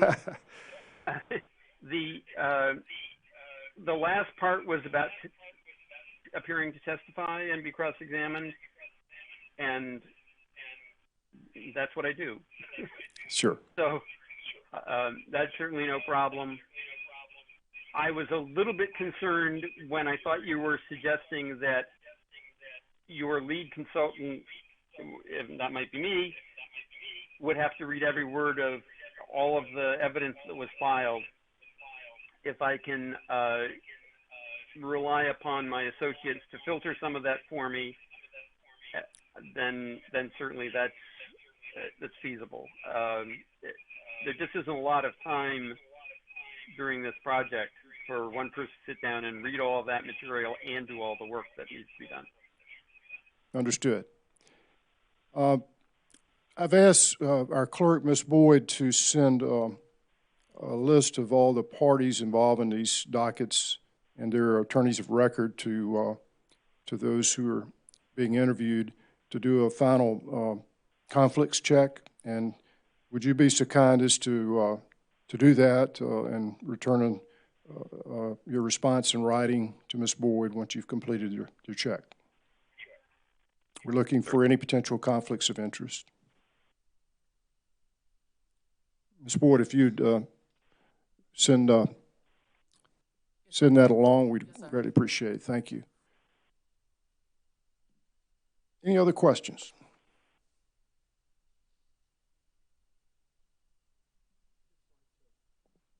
Judge Irvin, I'd just like to remind him to include the cost that he said he would submit to Ms. Boyd as well, too. We appreciate your time today and your interest in applying for this position, and you've been patient with our questions. We're appreciative of that. And with that, we will adjourn these proceedings. Our next set of interviews will be scheduled for next Monday, August the 19th. 19th. Yes, sir. We'll start again at 10 o'clock. At 10 o'clock, and you're going to post the names of the... We already have. Yes, ma'am. Yes, sir, we have. Very good. You've already invited the parties to submit questions through their attorneys, and we've already received some, I believe, and they've been distributed. Actually, one of them at least referenced one of the interviewees for next yes. Monday, so they're aware of our schedule. Yes, sir. Very good. All right. And Mr. Chairman, if I might add, that list might include some other individuals. We just informed everybody it was after that date and time. I understand. So the list subject being expanded is needed. All right. If there's nothing further, we have an allowable ex parte hearing, I believe, Wednesday morning at 10. I think that's still scheduled. Yes, sir. All right. Wednesday morning, that's correct. And then a business meeting at 2 o'clock on Wednesday. Yes, so if nothing further, we stand adjourned. Thank you.